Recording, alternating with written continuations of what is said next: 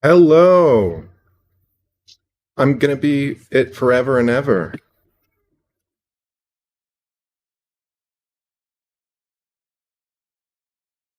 It's true.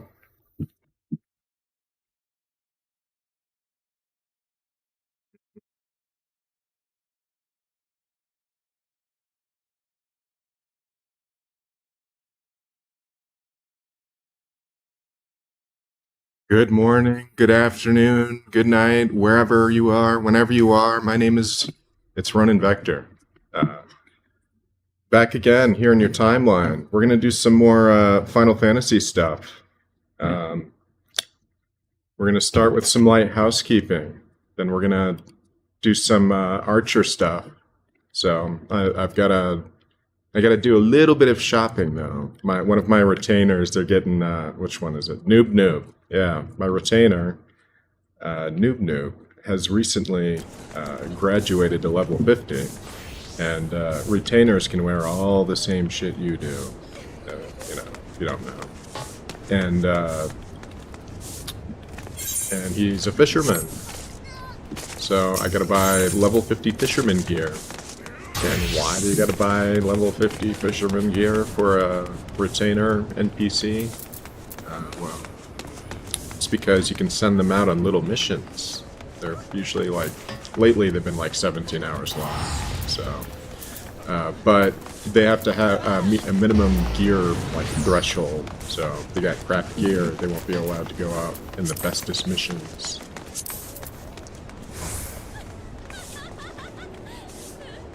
Projector's all whacked out. Let's try that again. There we go. I'm a one-man show. There's a lot to keep track of. So we're gonna do some shopping, some light housekeeping, as in societal daily quests and what have you. Alright. Level 50, I guess I'm gonna want... Oh.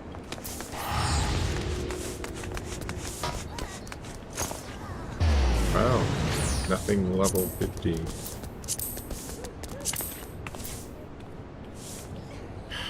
Feels like highway robbery. What are you gonna do?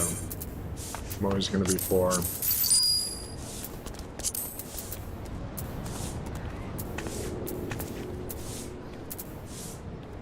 Oh yeah, and for those who have not tuned in yesterday, we got Absolute Carnage here, the telly down here, Mr. Television. She's an older television, that's why you see a lot of flickering. Got her for a great deal though. So we're getting into Comicstorian's Absolute Carnage full story series, and okay, I remember where we are. Carnage has got his little cult out there right now, getting ready to take on followers for the symbiote god Null and the King in Black, as it were. And we're following around Miles Morales as he's getting overtaken by people possessed by the Carnage symbiote there. Carnage is also, not Carnage, Scorpion is also there, they're just both trying to survive at this point. Carnage screams in pain and Scorpion yells, "I gotta get the hell out of here!" But that's when another voice tells Scorpion, "Carnage won't kill you, not if you come along." Scorpion looks up to see Venom looming over him, but before Miles could even say a word, Venom picks up Scorpion and escapes, leaving Miles alone with Carnage. Carnage gets back up and Miles says, "Sure, it's just me now. That'll be enough." But Carnage tells him, "Haha, don't worry. This will be the last time you'll ever be alone again. It's time to bring you into the fold, Spider-Man Jr." Just then, dozens of tendrils shoot across the street and begin to cover Miles until the weight of it brings him to the ground. He begins to fight it off by ripping them off of him, but Carnage watches, stating, "He's strong. I can feel him trying to fight, but it's no use. It's time for him to become what he really is. A perfect little monster." Just then, Miles claws his way out of the Carnage and symbiote tendrils as one of Carnage's newest thralls. Miles' vision begins to fade to black, and he begins to see everyone in his life slowly fade away. He was bound by stupid little ties to we got stupid serious little shopping lives. to do. But now, This he's matters, been reborn damn it. in this flesh, and he's become a part of something Good new. enough. He has found his true family. All that remains is the dead spirit of his former self. It tries to Doesn't need regain to be control, perfect. begging for Just his needs body to be back, good enough. crying a hopeless cry. Their father, Null, through Carnage, has destroyed the little lives they lived before being transformed. And now they are their true selves. Carnage looks down at the Better. transformed Miles, asking, "And how are you feeling today? You look like you're ready to kill a man, which is good, because I'm gonna be sending you to kill a man. He's a real pain, one of those whose death will sow confusion and fear in those around him. Take Happy Dan and go get it done." As Carnage finishes speaking, the transformed Miles can hear his former self struggling to break free. The cries are smothered and pushed down, though. The symbiote is winning against Miles' own internal spirit. There's no room for weakness in their father's perfect design. They are that's sure in their Cyberpunk's purpose. choices. They have been pointed at prey, and so they hunt! As the two make their way over the Brooklyn Bridge, Miles remembers a time when he was younger with his Uncle Aaron. The transformed Miles tells himself again that the dead spirit of this flesh is trying to rise, and again, they smash it to nothingness. Soon the target appears in a building, the man that Carnage wants dead, and that man is J. Jonah Jameson. Miles and Happy Dan crash through the window screaming, "Kill, Thanks, kill!" Obama. And they begin tearing their the way name of the towards seller. Jonah. Jonah tells the man that he's with to run. "Those freaks are always after me." Exterminate As Miles and that Happy joke. Dan jump through the offices, Jonah runs through telling everyone to evacuate the building. There is no time to explain. Just do it! But before Jonah could get out, Miles and Happy Dan jump this is on him, another- pinning him down, yelling, "Kill, kill!" Some shit. Jonah looks at them, telling them, "Whoever the hell you're working for, you gotta want something, right? Whatever it is, we can." But before Jonah could finish, Miles is shot in the head as Silver Sable says, "Don't you worry, Mr. Jameson. Volt Communications is under our protective services." Happy Dan leaps into the group of security guards, ripping away at their chests, shouting, "Kill!" Miles lunges at Sable, and as the two begin to fight, Happy Dan gets up after killing the last guard, yelling, "Kill!" The two take turns hitting Silver Sable, and she falls to the ground with Jesus. Miles getting in position to kill her. But before he could, a stapler is thrown at Equal his rights, head. am I right? And Jonah yells, "Leave the young lady alone, you degenerate lump of toxic waste." It's with that hit that Miles Morales, the real Miles Morales, begins to try and take control of his body again. This isn't him. He can barely remember his name. I feel like but they this kinda isn't wasted him. Miles He knows that. after he As got Miles runs off, he overtaken. begins to yell, "Not me!"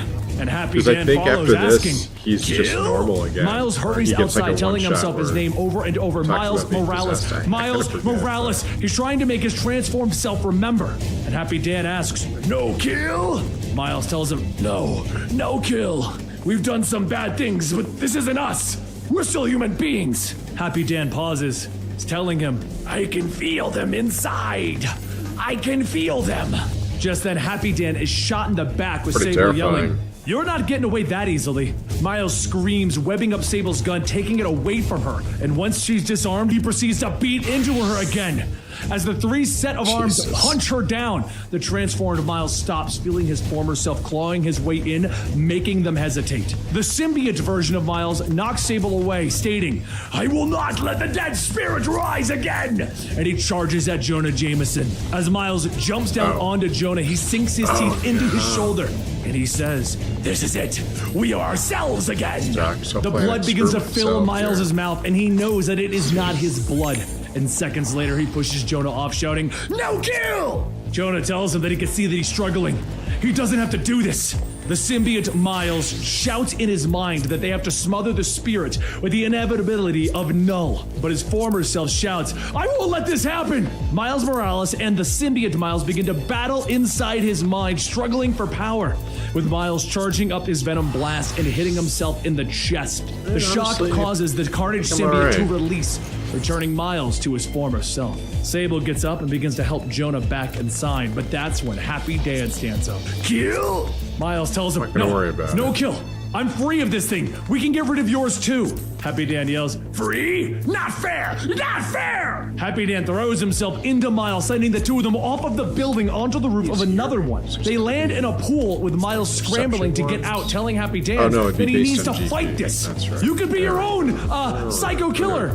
But back with Sable and Jonah, Sable tends to Jonah's bite and tells him to stay put. She's gonna get some help. As she begins to step away, the symbiote that was attached to Miles crawls onto Jonah, converting him into symbiote J. Jonah Jameson, a thrall of carnage. He stands back up, shouting, kill, kill. Over with Miles, he keeps Happy Dan at a distance, telling him that they can work this out. You might be a killer, but you're your own killer. Happy Dan asks, no kill? No kill, no kill, no kill. Miles tells him that's it, just. But before he could finish, Jonah jumps down onto the building, slamming Happy Dan's head into the ground, tossing him over the ledge. Miles runs over to try and grab Happy Dan, but Jonah stops him, and the two go over the ledge onto another building. Miles quickly jumps out of the pool, stating that he would love to stay behind and whoop his ugly behind, but he's got a life to save. Miles swings down to the lower part of the building to see Happy Dan laying there. And as he checks his pulse, he's happy to see that Happy Dan is still alive. And to make sure that he doesn't run off, Miles webs him up with enough webbing to stop the Hulk. Maybe. Miles then jumps down onto the streets to try and find Jonah, and after a few seconds, he does spot him. The two begin to battle, but as a passerby with headphones walks past, Jonah turns his attention to the kid. Before Jonah can hit him, though, Miles throws himself into Jonah, knocking the two of them into the shoe store that Miles was at earlier. Miles pins Jonah down, telling him, this is it. And he hits him with a venom blast, stunning the Carnage symbiote. Miles gets off trying to catch his breath, telling him that should do it. And the store owner runs over asking if he's okay, with Miles telling him, yeah, I'm real sorry about your window. The owner tells him it's fine. The insurance will cover it. But as for these shoes, they aren't mint anymore. Do you want some sneakers? The owner holds them out, telling him to think of them as a token of appreciation for everything he does in New York. But at that moment, the symbiote releases its grip on Jonah and it begins to make its escape. Miles quickly follows, stating that this is the only link that he has to Carnage. And since he was able to break it from its control before, maybe he can.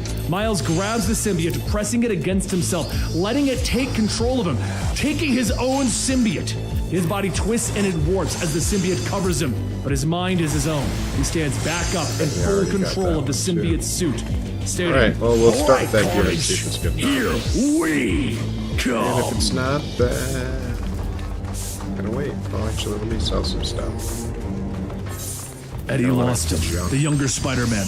Miles Morales, now taken over by the strange offshoots of Carnage, crawls towards him, his claws clutched at Eddie's throat as his wicked jaws open in a hideous grin. I'm sorry, kid. Venom gasps. I know this ain't your fault.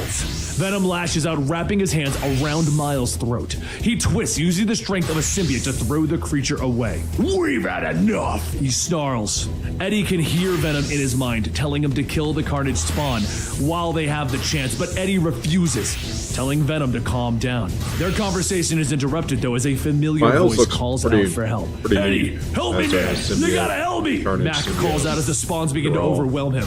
But another voice calls out, and that one is Norman Osborn, himself bonded with one of the Carnage spawns behind him. Is Daddy scared?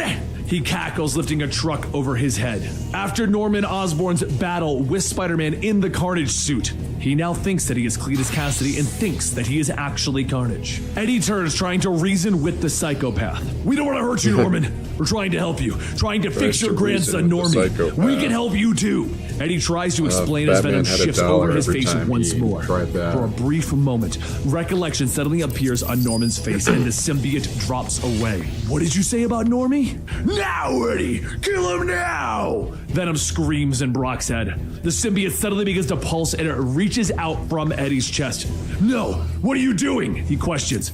He is weak, vulnerable. We will kill him. Eddie hears it snarling in his head. He tries to stop Venom. He tries to tell it to listen to him. No, not anymore. Venom lashes out, its form becoming a blade that pierces Norman's chest and throws him away. Shock fills Eddie's voice as Venom returns to him. You stabbed him in the heart, he whispers. Someone Someone had to, the creature replies. The two are interrupted again as Mac Gargan calls out to Eddie again. The carnage swarm still forming around him. Eddie stands beginning to move towards Scorpion, but Venom quickly detaches itself from him, standing over the fallen Norman. We have to help Mac, Eddie yells, looking over his shoulder in surprise at the alien that is now leaving him. No, Venom tells him, looking down at the stunned enemy. We have to finish this. We have to kill him and take the Codex before my spawn can repair him. Do it then. I'm gonna go help Mac. I'm gonna save the only person that I can. Your call, Eddie yells to Venom, rain pounding on them from above. For a brief moment, it seems as if Venom didn't hear him at all. Suddenly, the alien lets out a bestial roar, sliding across the wet cement to merge with Eddie once more. Fine, it hisses in his ear, but don't be mad at me when we lose. Venom comes in charging, his fist knocking the carnage spawns away. In their minds, they continue to argue as another backhand knocks Scorpion clear of the monsters. Have to live with it. Venom can no longer allow the spawn to kill, regardless of what Eddie thinks. Venom reaches down, picking up Gargan and swinging away. Understand this! If you're not going to be strong enough to stop this, I will find someone who is. Quickly, the pair make their way back to the safe house where he left Dylan, Normie, and the Maker. With a thud, Venom lands outside of the warehouse, rain still pouring down on their heads. Mac Gargan struggling slightly in his arms. I need a hospital, man. Where are we? He questions. I'll take you to the hospital, and you go to prison, Venom tells him. But the villain just slumps in his arms, telling Eddie that he can't even feel his legs. Shut up. I got a guy in here that'll take care of you, he tells him, opening the door. The pair are greeted by a group of heroes. Wolverine, Captain America, The Thing, and Spider-Man all turn to see Eddie. Hey, Spider-Man waves. Quickly, the wall crawler explains that the heroes know that it wasn't Eddie at Rikers Island. That's right, Brock. You can relax, Captain America tells him. The cavalry is here. Brock takes Cap's outstretched hand and gives him a firm shake. He tells them that Mac's spine is broken and he needs medical attention. Is the Maker here? He asks, but Ben Grimm merely smirks and cracks his knuckles, rocks popping loudly in the enclosed space. Yo, little Reed? Nah, that little guy ran away before I could give him a proper Yancey Street welcome. From behind them, Bruce Banner suddenly crosses the room, checking a few of his notes. I disdain the use of a child as a test subject, but his science is sound. The machine works. Normie Osborn is completely free of the symbiote codex. Eddie steps forward, thanking the man. Bruce Banner, we've actually met a few times. We both looked a bit different, though. Eddie suddenly looks shocked, asking if Venom ever infected Bruce Banner. Surprisingly, no. The Hulk has never worn the symbiote, Bruce assures him.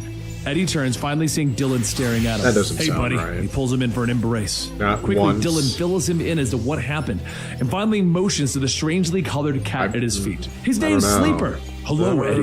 It is good to see you again, the cat says, blinking its 4 eyes.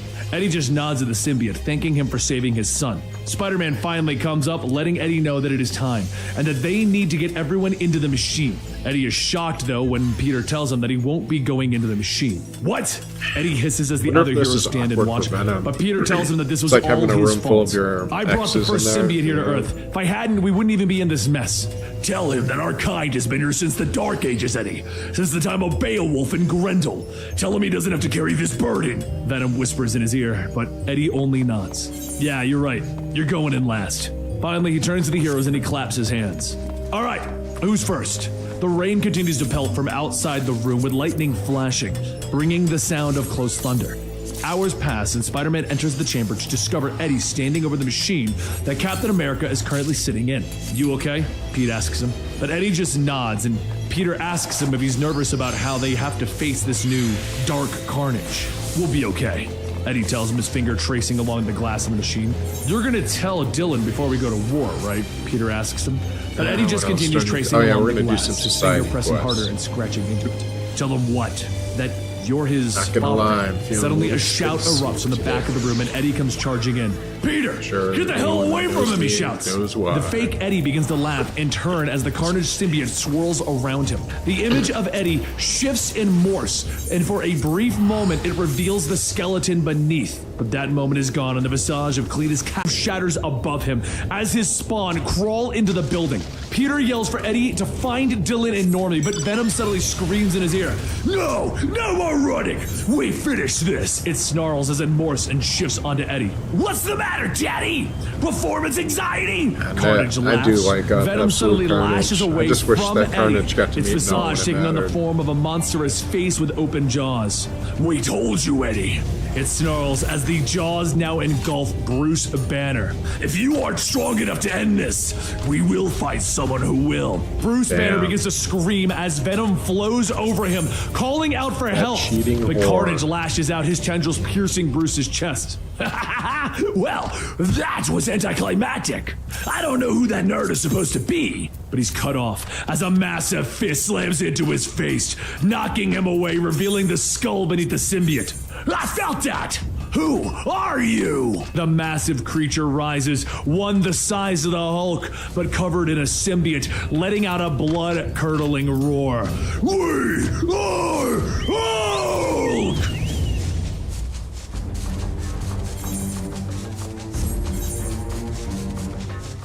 The room is black around him as Bruce Banner enters. He crosses the floor, placing a chair in the center of it, and he sits, adjusting his glasses on his face. You know, it's actually been a long time since I've had a conversation like this. I guess I should be thanking you for providing the venue. He introduces himself, telling the other that they have actually fought alongside one another before. After talking to your friend, I think that we could help each other. Maybe combine our strengths.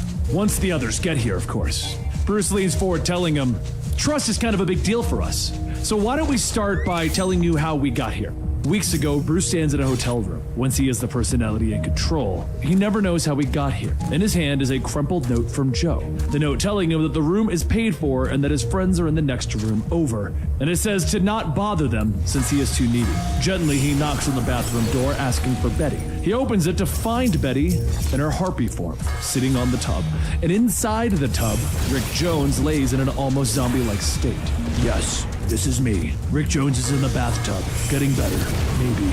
She tells him, her voice both a growl and a sound of exasperation. Jackie can tell you more, she says, as she slams the door closed in Bruce's face. Jackie would fill Bruce in on the whole story. How Shadowbase turned Rick into the new abomination. How Hulk ripped Rick free and now he's in some sort of recuperation. But none of that matters to Bruce as he crosses the room, plopping down on the bed, and the TV clicks on with him flipping through the news, hoping that it will fill him in on some of the events. But the reporter tells him a different story. The images show a military cemetery that was desecrated while the anchor reports that red slime was left at the scene, and the body of Thunderbolt Ross is missing. Quickly, Bruce turns it off and leans over the edge of the bed. The body of a Gamma mutant was stolen and red slime was left at the scene. Bruce could only come to one conclusion. This was about me, he explains in his seat from the black room, and he turns at the sound of a new voice and Joe Fixit enters the room. Hey, so this is happening, huh? He asks, and Joe crosses the room, leaning over Bruce's shoulder, speaking to the other. You see this face? It ought to be gray and a hell of a lot uglier. Bad enough I'm a shrimp out there. I gotta look puny in here too? Bruce tries to interrupt him, and finally Joe leaves the room, offering to go find the others. But back in the hotel, Bruce is finishing up explaining what happened to her father to Betty. She barely responds, so Bruce explains that he feels that they should investigate. Can you find your father? By scent? He asks, and Betty turns, nodding. Yes, alive or dead, I can find him. Bruce nods, a plan formulating in his head. You need to get out to West Point, so he asks her what her top flying speed is. Alone? 10 hours, she tells him. Carrying you? Longer. Too long. We'd be seen. Bruce looks at her quickly, his voice small in the bathroom. What if you folded me up small? He asks meekly. Betty doesn't respond, merely reaching out, taking Bruce's face in her hands, almost gently. He never remembers what happens when he dies. The next thing that he knows is that the Hulk is standing over a mass grave, and Betty is flying away in the moonlight. Betty was here. Hulk interrupts the story as he enters the black room. Betty is friend, or was friend. Hulk not know anymore, he mutters. But Hulk gets mad, angry that he only comes out to hurt after she eats your fucking heart out, as you could Banner probably tries to figure it calm out. him down. Whoa, stupid Banner! Stupid Banner knows she nothing. tore your He heart stalls out as he stomps off, and then with a ate sigh, it. Banner turns back and not continues like, his story. yeah, I don't Banner know, explains is that the she a mass friend? I'm grave was out of the confused. way, and while someone might have found it, they didn't have that kind of time. So guess Hulk did some something people he's are never that done dumb. before. He called the news. Bruce Banner, From you the could woods, al- Hulk you could watches argue and is listens like as the two ultimate detectives simp, begin to go over the so. list of bodies in the grave. And as he realizes that the depending people in upon the what mass grave universe all you're had in, it gets even symbiotes, worse, he so. stalks gently back into the forest. Meanwhile, in the city, Spider-Man is swinging along, headed home as the sun comes up when suddenly a massive water tank flies by him. Hulk just wanted his attention. The wall crawler moves fast, grabbing the tank and webbing it up so that it can't hurt anyone. Swinging back down to the roof, the wall crawler is prepared to fight, but instead, he finds Bruce sitting there. A short time later, Peter gives Bruce some extra clothes that he stashed around the city, and Bruce quickly fills the hero in that they found a mass grave. But suddenly, he turns, a look of concern on his face. Tell me about Venom. Spider-Man explains that Venom is not the problem, it's his offspring, Carnage. He wishes to pull the codex out of everyone who has ever bonded with a symbiote in order to raise the dark god Null. He's Cosmic Satan, Peter explains. He's Cosmic Satan, Bruce explains. Once again in the Black Room, he believes that Null could possibly be some facet of the One Below All, or some creature that it controls and works through. Like my father. Bruce looks up at the other again, which means this is definitely my problem, and I have to help. It ain't and you don't, Devil Hulk growls as he enters the Black Room. Getting involved with this is a mistake. Ross is back at his grave, that part's over. So we're done, he tells him, leaning over Bruce's face. Betty and Jones are waiting in California. I'm surprised Hulk just doesn't run for a good fight. But Bruce just turns away from the Devil Hulk. I'm well aware, but that doesn't mean that we run off and let some space god end the world. He turns back with more determination in his voice. We're ending the world. Our way. Devil Hulk just grunts and stomps off with Bruce calling after him. It's too late to go back now. We're already involved. Back with Spider-Man, Bruce hooked up with Captain America and Wolverine, and they found Eddie's safe house. And Bruce managed to figure out the Maker's machine. And when Carnage and his spawns attacked, Venom lashed out, engulfing Bruce. It's been less than a second since then, Banner. Devil Hulk explains with the rest of the personalities behind him. It just seems like longer in here. That's all. We can still reject this thing, he explains, staring at the other, and Bruce shakes his head. I'm willing to accept him, to work with him, he tells the Devil Hulk. But Devil Hulk just turns and looks amazed. It don't work that way, gesturing to the other that Bruce has been talking to the whole time. Just look at it! The star-like face of Venom stares back at them, its eyes large, its toothy mouth open wide as its tongue slithers back and forth. The symbiote makes up the Black Room that they stand in now. It's an alien parasite. It infects people. It uses people. All it wants is our strength. So, Hulk is strongest one there is, Hulk explains. Ain't like we're gonna get out of this without a fight, Joe adds. New kid's got some moxie. Let's see what he can do. But Devil Hulk tries one more time, explaining that they are a system, and the symbiote isn't a part of it. It'll mess things up. It'll gum up the works. But Bruce smiles and shakes his head. 3-1 votes. You're with us now, Venom. Back in the safe house, as Spider-Man, Eddie Brock, and Carnage look on, Hulk roars to life, now bonded with Venom. So Bruce Banner is like a living co-op place, I guess you could say. They're basically just roommates. As Deadpool and Spider-Man run through the streets of New York, Spider-Man yells as he tries to catch his breath, telling him, I really, really don't get it, Deadpool. And Deadpool asks him, what do you mean? Really, Deadpool? Take a guess. It could be the fact that every single villain you have ever fought is currently chasing us. Like, what were you even thinking, man? Deadpool shrugs. What? I just wanted to throw you a surprise birthday party. Spider-Man webs up, grabbing Deadpool, telling him, first off, it's not even my birthday. Second, why invite all my enemies? I should be queuing for dungeons while I do this. Well, one, how was I supposed to know what day your birthday was on? You know, secret identity and all, bud. And all your enemies? Well, that circles back to the not knowing the secret identity part. How was I supposed to know who you're friends with? As the two swing away, the villains stop and Rhino asks, am I the only one who actually brought a present? Spider-Man shouts out, the only person you didn't invite was J. Jonah Jameson. And Deadpool says, yeah, about that. Elsewhere, J. Jonah Jameson is sitting in a party room by himself, muttering, freaking wall-crawling menace. But back with our hero, Spider-Man lands on top of a building and Deadpool asks, how about we get some pizza or something? And Spider-Man stomps over to him shouting, you! Insane! Irresponsible! Extremely dangerous moron! This friendship? It's done! You need help. Serious help. Not just a once-a-week shrink, but people, teams of people, round the clock, Deadpool. Spider-Man hands Deadpool a piece of a business card and tells him, call this person, and don't bother calling me until you do. He then swings off the ledge with Deadpool asking, where are you going? Whatever, I'll get this over with. How can anyone say that at Deadpool? No one! Deadpool swings down to the street where Rhino dropped his present and Deadpool finds a Rhino hoodie, which obviously he took.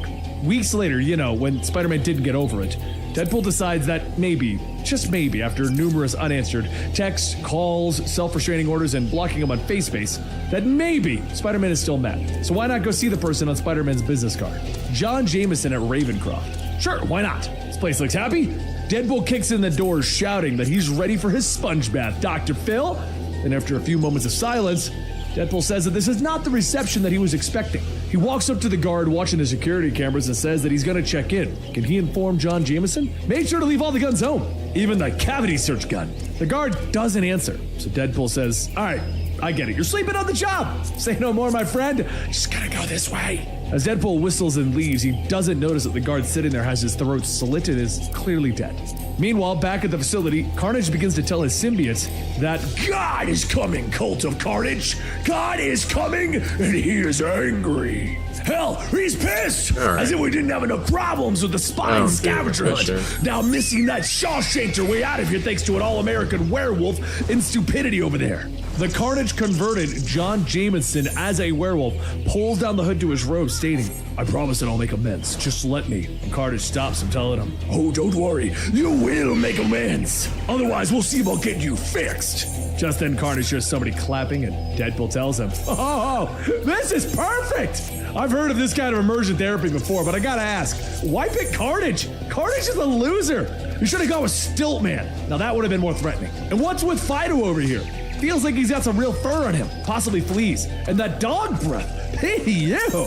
Carnage stares for a moment, realizing that Deadpool just walked into his sanctuary, and he tells everyone, kill him!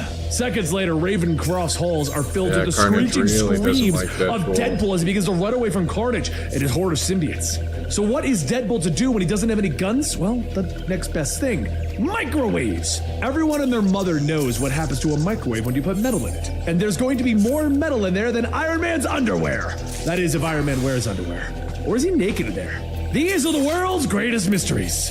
Just as the symbiotes start to beat on Deadpool's makeshift barricade in the kitchen, he begins to set the microwaves off, asking himself, do I have time to heat up a burrito? Nah, probably not. A few moments later, the symbiotes break through and they begin to grab the flaming microwave, stating, I would like all of you guys to meet my friends here. This one's burning, this one's exploding. As Deadpool begins to make his escape, Carnage watches Ravencroft burn down and shouts, I knew it! I warned you! Now it's time to put the old boy down. Carnage grabs John by the throat and John tells him, wait, we can get Misty Knight back. Just give me a chance. And as for Deadpool, how was I supposed to know that he would come dressed here like a unicorn? A tendril forms out of Carnage's shoulder and he says, not that it matters, but that was a rhino, not a unicorn hoodie that he was wearing. But then Carnage stops. Unicorn! Unicorn Jameson! You're a genius! Saying that made me realize something.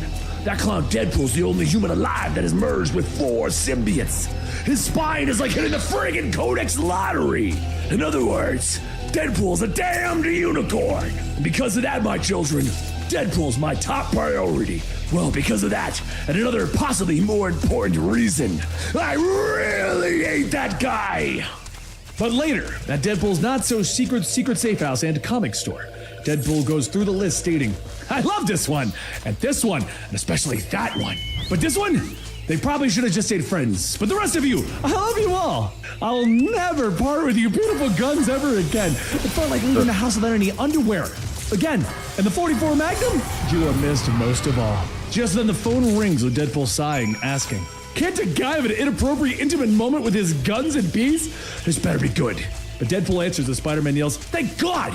I really need your help right now. Really? Last time we spoke, you were really mean.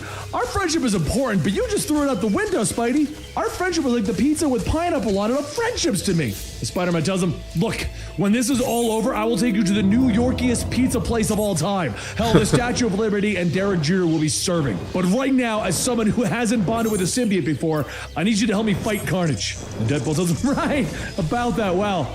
Yeah, looks he's like bonded Carnage with already sent quite some a few. symbiotes my way, so we'll have to talk later sometime, other buddy. Bye! Out in the streets, Venom rips apart another symbiote, stating, I told him we didn't need your stupid friend. Now that you have us. But back at the safe house, 3 of Ravencroft's inmates, Will-O-Wisp, Conundrum, and Freak, who have recently been converted into Carnage symbiotes, kick in the door, and Will-O-Wisp simply says, that is a lot of guns. The 3 spot Deadpool sitting in his chair, and Freak charges forward, telling him, there he is. Carnage wants your spine, but he said nothing about your head. As Freak swipes, Deadpool's head falls to the ground and he yells, "Ha! I done good. Think Carter's going to keep the These are head." just a bunch of Conundrum people tells him, minding their own "I don't see business, why but not, they are especially since it's Imperial." all fake." Will-O-the-Wisp lights up the area stating, "It's fake. Face it, lads, we've been had." But as the three look at the dummy, they Feel notice a good about note that says, "Blank goes the dynamite." Conundrum reads the note asking, "What is that supposed to mean?" And a second later, Deadpool's safe house explodes. Conundrum's body falls out of the sky with Deadpool looking down, stating, "Oh, this is gonna be good. Deep fried Conundrum. Now where's that Szechuan dipping sauce?" Conundrum begins to get back up, but before he can, Deadpool stabs his sword down into his chest. And then he tells him, "That's funny. Why do I hurt when I'm stabbing somebody?" Will-O-the-Wisp shoots several more tendrils through Deadpool, telling him, "Life is full of disappointments. Might as well get used to it now." Deadpool rolls over onto his back, taking out a flamethrower, asking them about, "What about the trick where I pretend to be mortally wounded?" He pulls the trigger of the flamethrower on Freak, asking, "What gives? Aren't symbiotes supposed to hate fire?" And Will-O-the-Wisp tells him, "Other symbiotes, yes. But I became intangible, and Freak here can regenerate." Freak then chomps down on the flamethrower, and Deadpool asks, "Okay, how about a crap load of bullets to your face?" Freak punches Deadpool back down, and Will-O-the-Wisp picks him up, telling him, "Okay, it's time to end this. Here's another power not many people know that I have. The power of the mind. Look into the lights, Deadpool. You will take your blade and insert it into your own back, removing the all-important spine." Will-O-the-Wisp waits as Deadpool begins to carve into himself, and then suddenly he feels a sharp pain. He lets go of Deadpool, falling on his back with a sword in his side, asking, "How?" And Deadpool tells him, "The powers of the mind sometimes don't work so great on me, since I am absolutely out of my mind. Figured I'd play along, knowing the intangibility thing only works when you know it's coming." Freak then lunges at him, telling him, "It's all well and good, but how are you gonna deal with me? I'm practically invincible." Deadpool first starts with machine guns, then a grenade launcher, then a bazooka, and then a big, ridiculous Liefeld-esque gun that may or may not have been stolen from Cable and also gave him a hernia. Freak falls to his knees, stating, "Ow, I'm supposed to regenerate." And Deadpool asks, "You know what I think? Maybe we finally overload your healing factor to the point where even the tiniest drop of water could kill your ugly ass." And so Deadpool takes out a squirt gun and shoots. The water makes contact and Freak explodes with a loud splat. And as it rains down Freak's internal organs, Deadpool tells him, "Great, now I'm wearing your ugly ass." "Sure, I won, but at what cost? I can taste spleen. At least I hope it's spleen." But before he could finish, tendrils lash out, grabbing Deadpool by the neck, and a voice simply says, "It would seem the old saying is true. Don't send symbiote boys to do a Cassidy's job." As Carnage holds Deadpool up, Deadpool tells him, "Wait, are you Norman?" And the Norman Osborn, who thinks that he's Carnage, which is kind of a long story, and you should check out our other video if you want to get a better understanding of that. It's the Red Goblin one where Spider-Man defeats Red Goblin Norman. Anyway, tells him, "No, I'm Cletus." Deadpool then asks, "Are you sure? Because you really sound like Norman Osborn."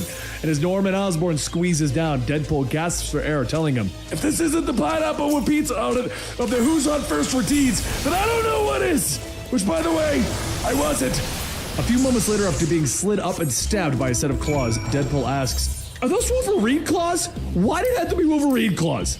Also, extra points for being able to recreate your own man musk stench. Norman tells him, "It's quite simple, really. It's all about having the right tool for the right job, whether it's cracking someone's skull open, cutting their lungs out, or crushing the very life out of them." As the tendrils tighten and squeeze around Deadpool's body, he tells him, "Okay, fine. I'm ready for the singular tool now. Inappropriate or regular, I will let you decide."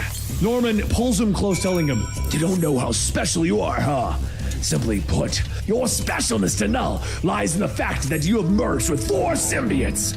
Or to put it another way, you're a damned unicorn, Deadpool." Deadpool thinks about it, stating, "I don't feel like a unicorn. Maybe some other kind of mythological creature, though, like a cyclops or a minotaur." Norman says, "What you're about to feel like is a man without a spine. Now hold still and..." But as Norman gets ready to cut into Deadpool's back, a web grabs him by the hand and Spider-Man swings in, asking, "Can I interest you in a nice fist to the face as an alternate, Norman?" Norman cuts the webbing, shouting, "For the last time, I'm Cletus Cassidy." And Spider-Man asks, "What is he talking about?" And Deadpool tells him, "I don't know either." Norman thinks that he's Cletus Cassidy for some reason. Norman then grabs Spider-Man's webbing and pulls him in. It was really never an telling him, explanation. "Not only do I get to offer up Deadpool to Null, but now I have the lovely gift of Spider-Man as well." separated Deadpool from jumps up, Carnage, slashing into and Norman's then back, telling him, now now he's Me and Cletus. Spider-Man wouldn't make very good gifts, to be honest. Now, one of those funky recliner chairs don't that feel like massage it the ever gets butt, explained that's what an well. insane symbiote space god would have wanted. Spider-Man gets up and the two take turns beating into Norman, but after I like a the while, idea. Norman shoots out It dozens feeds of into, tendrils, like, stating that he how has a bad habit of fucking letting people crazy think that Norman they've is. won. I must admit, Mama always said I play with my food too much. And she was right. Norman focuses his attentions on Spider-Man, and Deadpool says that since they've already established that he's a bad friend, a friend that you thought so little of, Spider-Man, that you demanded I go to a mental institution or else be cut off. Now it's time for me to be cut off and cut out. Deadpool begins to run away from the battle with Spider-Man asking, "Are you being serious right now? Wait! Norman bashes Spider-Man into the ground, telling him, "I'm pretty sure Deadpool is dead serious." Later, as Carnage is sitting on his throne, he sighs. "Please correct me if I'm wrong. I sent you to get Deadpool, and while they're both annoying as hell, that ain't Deadpool." Norman tosses Spider-Man to the ground, telling him, "Regrettably, Deadpool escaped. Thought bringing a spider to squash would be the next best thing." Carnage picks up Spider-Man, telling him, "You thought right." Spider-Man asks, "Next best thing? Come on, I am a much better catch than Deadpool. I don't stab my friends in the back and make stupid jokes about chimichangas or B. Arthur." Just then, Deadpool says, "Say what you want about me, Spider-Man, but I'll be damned if I'm gonna stand there while you badmouth B. Arthur." Either way, surprise! Guess who decided to trade himself for Spider-Man? That's right, I may be a bad dancer, cook, meteorologist, but I'm not gonna be a bad friend as well. Spider-Man gasps for air, telling him, "You're an idiot. I appreciate the attempted save, but you do know that they're just gonna kill us both, right?" And Deadpool tells him, "Carnage wouldn't do that." Carnage then says, "The wall crawler might be onto something, but I gotta hand it to you, Deadpool. You might just be the only person crazier than me." He tosses Spider-Man and latches onto Deadpool, and as he squeezes, he stops, telling him, "Your spine feels different." Carnage pulls Deadpool in and starts to rip into his back, with Deadpool telling him, "You might be right about the crazier thing. I am crazy. Crazier than you. Crazier than just about anybody. But sometimes, just sometimes, mind you, I'm crazy like a gorilla." As Carnage pulls out Deadpool's Crazy spine, like a he sees a gorilla. note inside stating, "Blank goes the dynamite." And Carnage simply says, "Oh, crap!" The bundle of dynamite that is in Deadpool's back then explodes, engulfing the entire room in flames. And once that smoke begins to clear, Spider-Man throws his web shield away, asking Deadpool, "Deadpool, please don't be dead. Just gotta move this symbiote, Ed." The symbiote begins to groan as Spider-Man chucks him, telling him, "Yikes! Maybe you're not dead after all." Spider-Man then sets Deadpool's torso up, telling him, "I'm pretty sure the saying that you were going for is crazy like a fox, Deadpool." And Deadpool tells him, "Haha, it's like a gorilla. Gorillas are nuts. The women kidnapping, the building climbing, the feces throwing. So much feces throwing. But where'd my legs go?" The two look up to see Deadpool's lower half plastered onto the ceiling. And Spider-Man says, "Looks like your legs went all Apollo 13 on you. And we don't have time to retrieve them. Cletus and not Cletus are coming after us." So, a few weeks later, at one of Deadpool's many crummy safe houses, Deadpool sits on the couch yelling, "Hello! What is taking so long? My feet aren't going to massage themselves, you know." As Spider-Man walks in an apron, Deadpool's playing his video game, telling him, "It is about damn time." Wait, are those brownies burnt? They smell burnt. And it's not time for Thanos Puppet Theater yet. And after that comes my sponge bath. Also, this Maximum Carnage game, it sucks. Spider-Man sets the brownies down, asking, "How much longer is this gonna take? Seems like you should have been healed by now." And Deadpool responds, "Not for a spine, it doesn't. Spines are like the pizza with pineapple on it of body parts to be healed. Now go make more brownies and do it right." Spider-Man drops the Thanos puppet and leaves, and Deadpool gets up, grabbing it, stating, "I will go for some Thanos Puppet Theater now, though." But as he picks it up, Spider-Man is walking back in, asking, "You can walk?" And Deadpool asks, "You gotta define walk." And a few moments later, the gentle screams of things breaking, and Deadpool's screams can be heard throughout the safe house.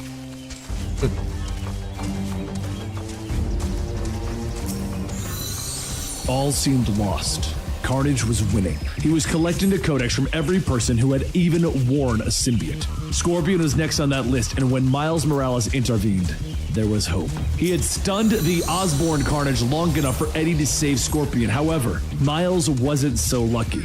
Elsewhere, the Avengers were dealing with a hybrid Maker who had his sights set on Dylan and Norman Osborn. Hybrid Maker was proving to be too much for Captain America, Wolverine, and the Thing, so Dylan knew that they only had one last chance to fight back, in the form of one of Venom's other children, the Sleeper. Dylan and Normie ran back to Maker's lab to free Sleeper, and as Dylan opened up the container, Sleeper asks, "Are you ready to fight alongside your brother Eddie and save all of those that Carnage is hunting down?"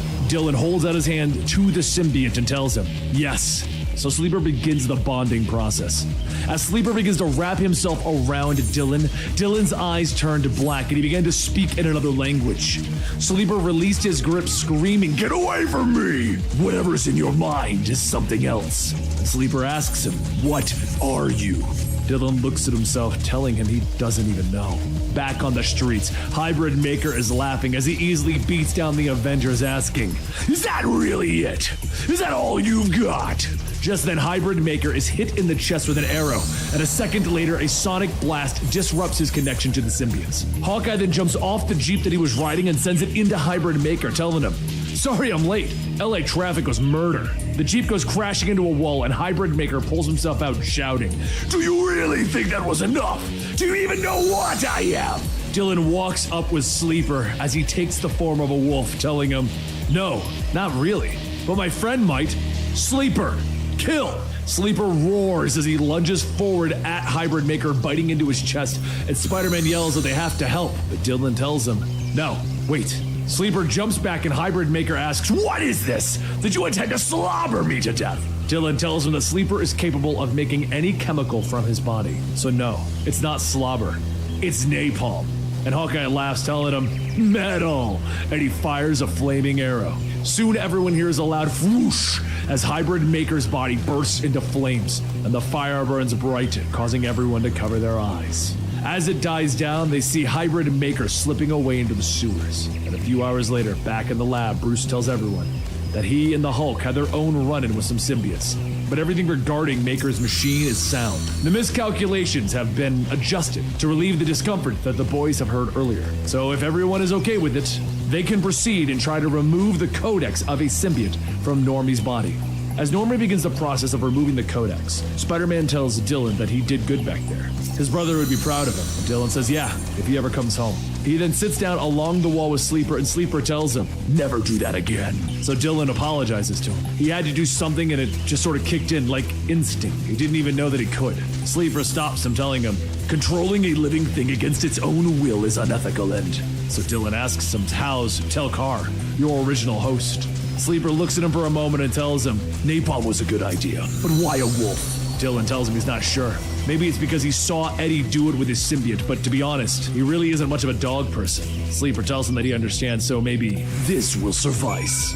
After changing form, Sleeper looks like a cat, and Dylan smiles, telling him, yeah, I'd like that a lot. That's when a familiar voice calls out to Dylan, and he looks up to see Venom walking his way. Eddie pulls back the mask, showing his bruised face, telling him, hey buddy. Without a word, Dylan jumps up to hug his brother.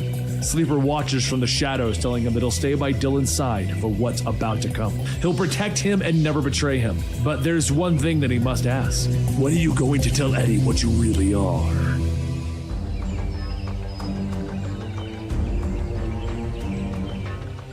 Venom, smash! And the wall explodes as Venom Hulk's fist connects with Carnage's face, throwing the two of them out onto the concrete. Carnage cackles, screaming for more, and Spider-Man stands guard, watching the Carnage spawns joining the fight as Eddie Brock, now venomless, pulls open the door from within the old safe house. As he opens the door, the fact that Venom abandoned him keeps running through his mind. And Dylan calls out, Eddie, we can't go, Sleeper's back there. Dylan tries to explain, referring to the symbiote that had recently bonded with a cat. The Sleeper symbiote that is one of the children of Venom. Sleeper can take care of itself, Eddie tells the boy. And the group move into the next room with Eddie slamming the door behind them. A brief moment passes while he tries to regain his breath. All right, all should be good. Spider-Man, stay in here and don't let anything get in, he tells the wall crawler. He then clicks on a light, revealing the anti-symbiote tech that lines the walls. Eddie, you go out there, you're gonna die. Do you understand me? Spider-Man tries to explain, but Eddie turns to him, determination in his face. I can't protect them, Pete. I'm useless in here. At least out there, I can make sure that they don't kill the Avengers in their sleep. His face turns to one of anguish as he talks to his once enemy, now friend. You're all I have. Please, for whatever I've been to you over the years, just do this for me, promise. Pete nods, putting his hand on Eddie's shoulder. As long as I'm standing, nothing gets to these boys. You have my word. Eddie quickly begins to sort through the pile, pulling out a gauntlet. And Spider-Man explains that the rest of the Avengers will be out for at least another 10 minutes. Eddie nods, picking up Captain America's shield. Got it. I got 10 minutes. I could pretend to be a superhero for 10 minutes. He explodes into the room, with Carnage spawns turning towards him, and he charges into them. Cap's shield cracking against their skulls, and he grits his teeth. Another blow knocking away another spawn. Oh, Eddie! The spawn that was once Miles Morales hisses at him from above. Eddie turns up, looking at the hero. Hey, kid. And with that, Miles leaps upon him. Outside in the pouring rain, Carnage and Venom Hulk begin to trade blows. Carnage knocks him down, endlessly chattering. So Hulk punches him in the face, stunning him for a brief moment before he grabs his jaw, trading to force it open and snap it. From Carnage's throat, tendrils snake out and they pierce Hulk's skull, snaking into his brain. Yeah, go! Hulk screams and he can hear Cletus's voice in his mind, screaming for him to get out. Inside, claws are slashing across Eddie's back, bringing pain and blood, and he turns, swinging the shield to try and knock aside Miles. But the creatures leap onto the shield. You know what, kid? That's enough. Most people will try to talk you down right now. Say something like you're still in there. Fight it. But I've been where you are, swallowed by the darkness, making you watch horrible things. Eddie strains, placing the gauntlet against the shield. Last time it happened to me, you broke me out by nearly shocking me to death. Remember that? You called it a venom blast. Electricity then surges through the vibranium and into Miles, and he rears back, screaming in pain as he's launched across the room. He then stands up with the symbiote falling off of his body, and he looks around confused. Did I hurt anyone? Miles Morales asks Eddie Brock meekly. You're fine, kid. Come on, we ain't done. As the spawns begin to recover, Eddie and Miles charge outside. They know that if Carnage gets Venom, he will be unstoppable. And outside, the symbiote begins to peel away from Hulk's face, making him roar in the pouring rain. Carnage keeps working and Hulk drops consciousness, allowing Banner to emerge. Carnage holds up the tiny scientist, laughing into the night, and with that, Eddie and Miles arrive, watching as Carnage rips Venom out of Banner, absorbing Venom into himself. The symbiote surges around him, adding to his power. Now that's more like it! Cassidy laughs, turning his body, now augmented with horns erupting from his head. Where were we, Brock? The two stare, stunned at what stands before them. Oh my god. Eddie whispers, but suddenly a hand is placed on his shoulder. You've done a good job, Brock. The voice tells him, forcing Eddie to turn around. Captain America smiles, his fist flying out, knocking away a spawn that was coming up behind him. Now what do you say? He smiles, taking his shield. Think I can have a turn with that thing? He leaps into the fight with Carnage, and Wolverine and the Thing are right behind him. The three heroes charge, meeting the monster blow for blow. And Eddie watches the fight, but Miles grabs him. They begin to fight their way back through the spawn who are attacking the Maker's machine. And Miles explains that he could sense it when he was bonded. The machine doesn't destroy codexes. It collects them. The Maker wasn't saving people. He was amassing power. Eddie stares at the enemies that are before him, and he can sense that the heroes have already fallen outside. The monsters are ripping at the door that protects Spider-Man and the boy, who still doesn't even know that he is Eddie's son. Osborn charges through the wall, and Spider-Man readies himself. This far, Osborn. Not another inch. He snarls, and Eddie walks up to the machine. Miles begins to fight the spawns behind him. Outside, Carnage is stretching, his venom wings expanding to their full width. If you'll excuse me, I have a god to awaken. Eddie can feel it through the codex that is still within him as he places his hand on the machine. The other codexes that the Maker was collecting are surging inside. He feels it for the first time since this fight began. Outside, Carnage leaps into the sky, and inside, Spider-Man tries to hold Osborn back, so Eddie punches through the machine, revealing the swirling symbiotes within. The liquid surges forward, pouring over Eddie Brock, and the codexes writhe and twist around him, combining, and they melt together inside of him. The voices of many hosts. The power surges through him, and it is nothing like Eddie's ever felt before. He falls to his knees, his back arches, and great leathery wings sprout free.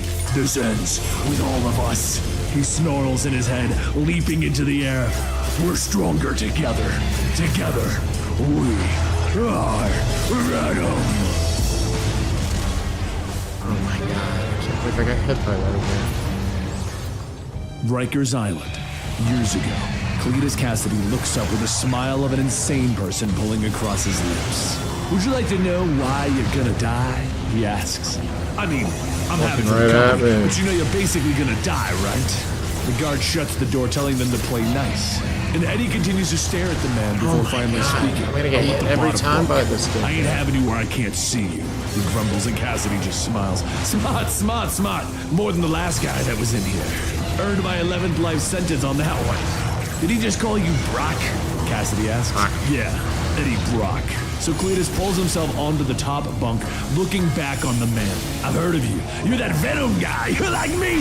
Maybe I won't kill you. Eddie pulls off his shirt, telling Cletus that they're nothing alike. Now shut up and go to sleep, he snarls. But Cletus just keeps smiling, putting in his earbuds. You don't have to be so rude. We can be friends. In fact, I think you and I have a beautiful future ahead of us.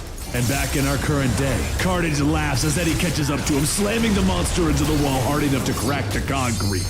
They tumble with Eddie rolling up fast. Isn't it so wonderful, Daddy? It's all happening. Can't you hear him breathing? He's almost awake. The psycho cackles, with Eddie responding by hitting him across the jaw again, knocking him further back. Shut up and die. The truth is, Eddie can hear him. He can hear them all since he bonded with all of the codexes. Carnage's arm snaps out, gripping Brock by the throat, lifting him up. And he throws him away, crashing into another building. Carnage glides over to him on his new wings, taunting him. I can see through the eyes of every one of my horde. Do you know what I see? Below, the heroes are fighting against Carnage's horde, his cult, all of his followers, with even Ben Grimm starting to get overwhelmed. Hold them back, we just need time. Captain America orders them, and in the next room, Osborn has his arm around Peter Parker's throat. They hear a bloody and bruise as he's trying to protect Eddie's son. You know what happens next, don't you? Carnage asks, stalking forward. I kill you, and I have everything that Null needs to grind this world into paste. Why fight it? Give me your codex, and together we can rule this world. But Eddie interrupts him as he struggles to his feet. Cletus, I'm begging you, for once in your life, shut up. I don't care about your god. I don't care about you. All I know is I'm taking my symbiote back, and I'm putting you in your grave. Eddie can see through the eyes of the Horde as well, and he sees the reinforcements are arriving. Other heroes who have worn the symbiotes, turning the tide of battle. Carnage screams in anger as Eddie is charging at him, slamming him hard into the wall, and then knocking him off of the rooftop. Below, Spider-Man slams his fist into Osborn, knocking the villain to the ground with a mighty blow. He turns back to the two children. Okay, boys, don't worry. All good. He's down. You're safe. Spider-Man then falls to the ground, unconscious, as Dylan and Normie stand over him. I think he's asleep, Dylan nods. And as Carnage and Venom fight through the air together, the Psycho begins to laugh again, telling Eddie, you are going to lose! You're going to lose, your little boy! Inside the room, the symbiote begins to crawl off of Norman Osborn, sliding across the room towards the kids. Get behind me, Normie! Dylan orders, and in the air, Eddie begins to steer them. Come on. His fist cracking into Carnage again and again. Dylan, no! He's screaming out, and in the room, Dylan's eyes fade to black with a swirl of a codex behind him. The symbiote grows closer, its jaws opening in a jagged grin. You know what? I hate all this symbiote crap! He snarls, and the symbiote is suddenly blasted to pieces, spraying it across the room. Normie is shocked, asking Dylan what he did, but the boy passes out, and Normie barely catches him before he falls to the ground. The roof begins to collapse up above as Eddie and Carnage explode through it, with the monster crawling across the floor weakened, and he reaches out for Eddie's son. It's over, Daddy! Little Dylan is the last piece I need! He cackles as Eddie is grabbing at his foot. The symbiote snakes out, wrapping around both children. You've already lost. I kill the boy. I take his codex. Maybe that's enough. Maybe I wake up our god. I'm willing to take that bet. Carnage stands, lifting Dylan into the air. But if you kill me to protect him, if you take your symbiote back, you complete the circle. Eddie struggles to his feet, finally realizing that this. I thought it was going to be me for sure that fucked it up. You see? Oh man, that was so close. I win, I lose, I win. Yeah. That's the dragon right now. You won. He laughs, revealing his corpse-like face beneath the mask. Oh man, we were so damn close. Eddie stares at the villain for a moment until the symbiote begins to form a blade within his hands. Fine, screw the world! He snarls as he stabs out with the symbiote blade. Get away from my son! The blade slashes through Carnage's spine, severing it. Eddie rips back and the corpse of Cletus Cassidy falls to the ground, dead once more. The symbiote wraps around Eddie, bonding with him, and he can hear Venom screaming in his head, asking what he's done. The hive is complete. The symbiotes have bonded, and Eddie can see it. In the darkness of space, the planet that has become the cell for the dark god Null swirls with Clintar. Deep within its core, Null Why does the fucking thing keep popping up? Snap open. It's killing me. And the Clintar that are holding him there are thrown away. But they begin to return, sliding over the body of the fallen god, melding with him and bonding with him. Others forming horrid creatures. Null is coming. And back on Earth, Eddie stares in the sky, the rain pouring onto his face. Did we win? Spider-Man asks as he struggles to his feet. Yeah, Pete. We won, Eddie tells him. The two stand with Spider-Man telling him, I'm gonna go check on the others. We good? After a brief pause, Eddie pulls Spider-Man in for a hug. We're good, Pete. Thanks for everything. I owe you, seriously. Hell, we are whatever we are to each other, right? Spider-Man leaves, taking Normie with him, and alone, Eddie and Dylan sit on the ground, resting from their ordeal. The two sit, staring off, lost in their own thoughts. And then Dylan finally asks, did you say that I was your son? And there we have it. We are done with Absolute Carnage. Now, technically, there is a follow-up epilogue kind of stuff afterwards, but it's also not in the actual event. We haven't even gotten to covering it on the channel yet. So I hope you guys enjoyed this event overall, but in general, I really enjoyed it. I thought it was the best event that Marvel did in 2019. But let me know what you think in the comments down below. Don't forget to sub, don't forget to like, because it'll help us with that YouTube algorithm thing. And either way, I'll see you next time right here.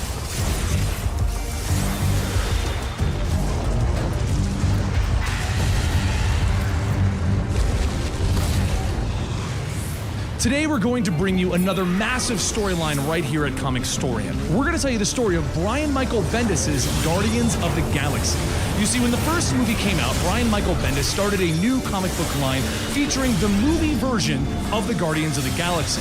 Over the course of like 4 to 7 years, somewhere in there, I know, a very large gap, we've had multiple storylines from new origins for Star-Lord, different origins for Rocket and Groot, and we've also had various other tales of the Guardians coming together, fighting against things, even Peter Quill becoming an emperor. Well, we're going to take all of those videos that we did because they do tell one giant story. We're going to bring it to you now. So, enjoy this super long Guardians of the Galaxy versus Thanos video. And don't forget, this was done over the course of many years, so our editing style and intros and even the voiceovers I've done for characters does change as we're going. Enjoy. Oh, you dick. Get up, get up, get up, get up, come on.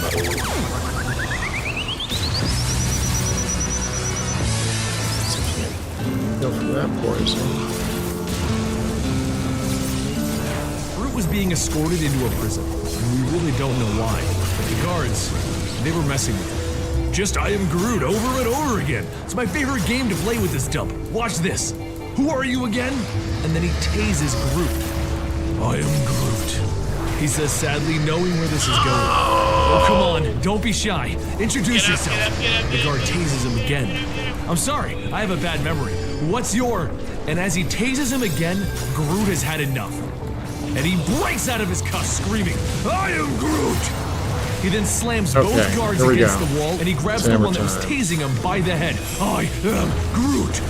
Throwing the guard on the ground, he says over and over again, I am Groot! I am Groot! I am Groot! 2 other guards come over and they throw Groot to the ground. Time for the pit. Throw him in with the other problem child. Groot gets thrown into the cell, and he just lays there. He doesn't want to get up. He doesn't want to fight. Until someone in the corner says to him, so what are you in for? Groot looks up to see a raccoon in a prison outfit. I am Groot. Yeah, didn't ask for your name, don't care. What'd you do? I am Groot. And then Rocket looks at him all funny. Oh, this'll be fun. Just stay off my side, it's cramped and ugly, but it's my side. I am Groot. He then slaps his forehead. This isn't what I meant when I asked for a plan. As they are forced to be cellmates, they end up going around together, and at the cafeteria, Rocket has had enough, and he tells Groot to back off. I don't want any friends. I am Groot, Groot says confused. Oh, are you? I didn't catch it the first 2,000 flarkin' times you said it. Nobody understands what you're saying, so do us all a favor and shut up and stay off my side. And that's what Groot did. He ignored Rocket and he left him alone. But way later, the guards that Groot injured were torturing him again, asking for his name. When things changed, Rocket yelled out, "Hey! I think you got his name when he put you and your friend in the infirmary a month ago. Touch him again and he won't even make it there." Groot gets up and he stands next to his new friend, smiling. "Stop looking at me like that."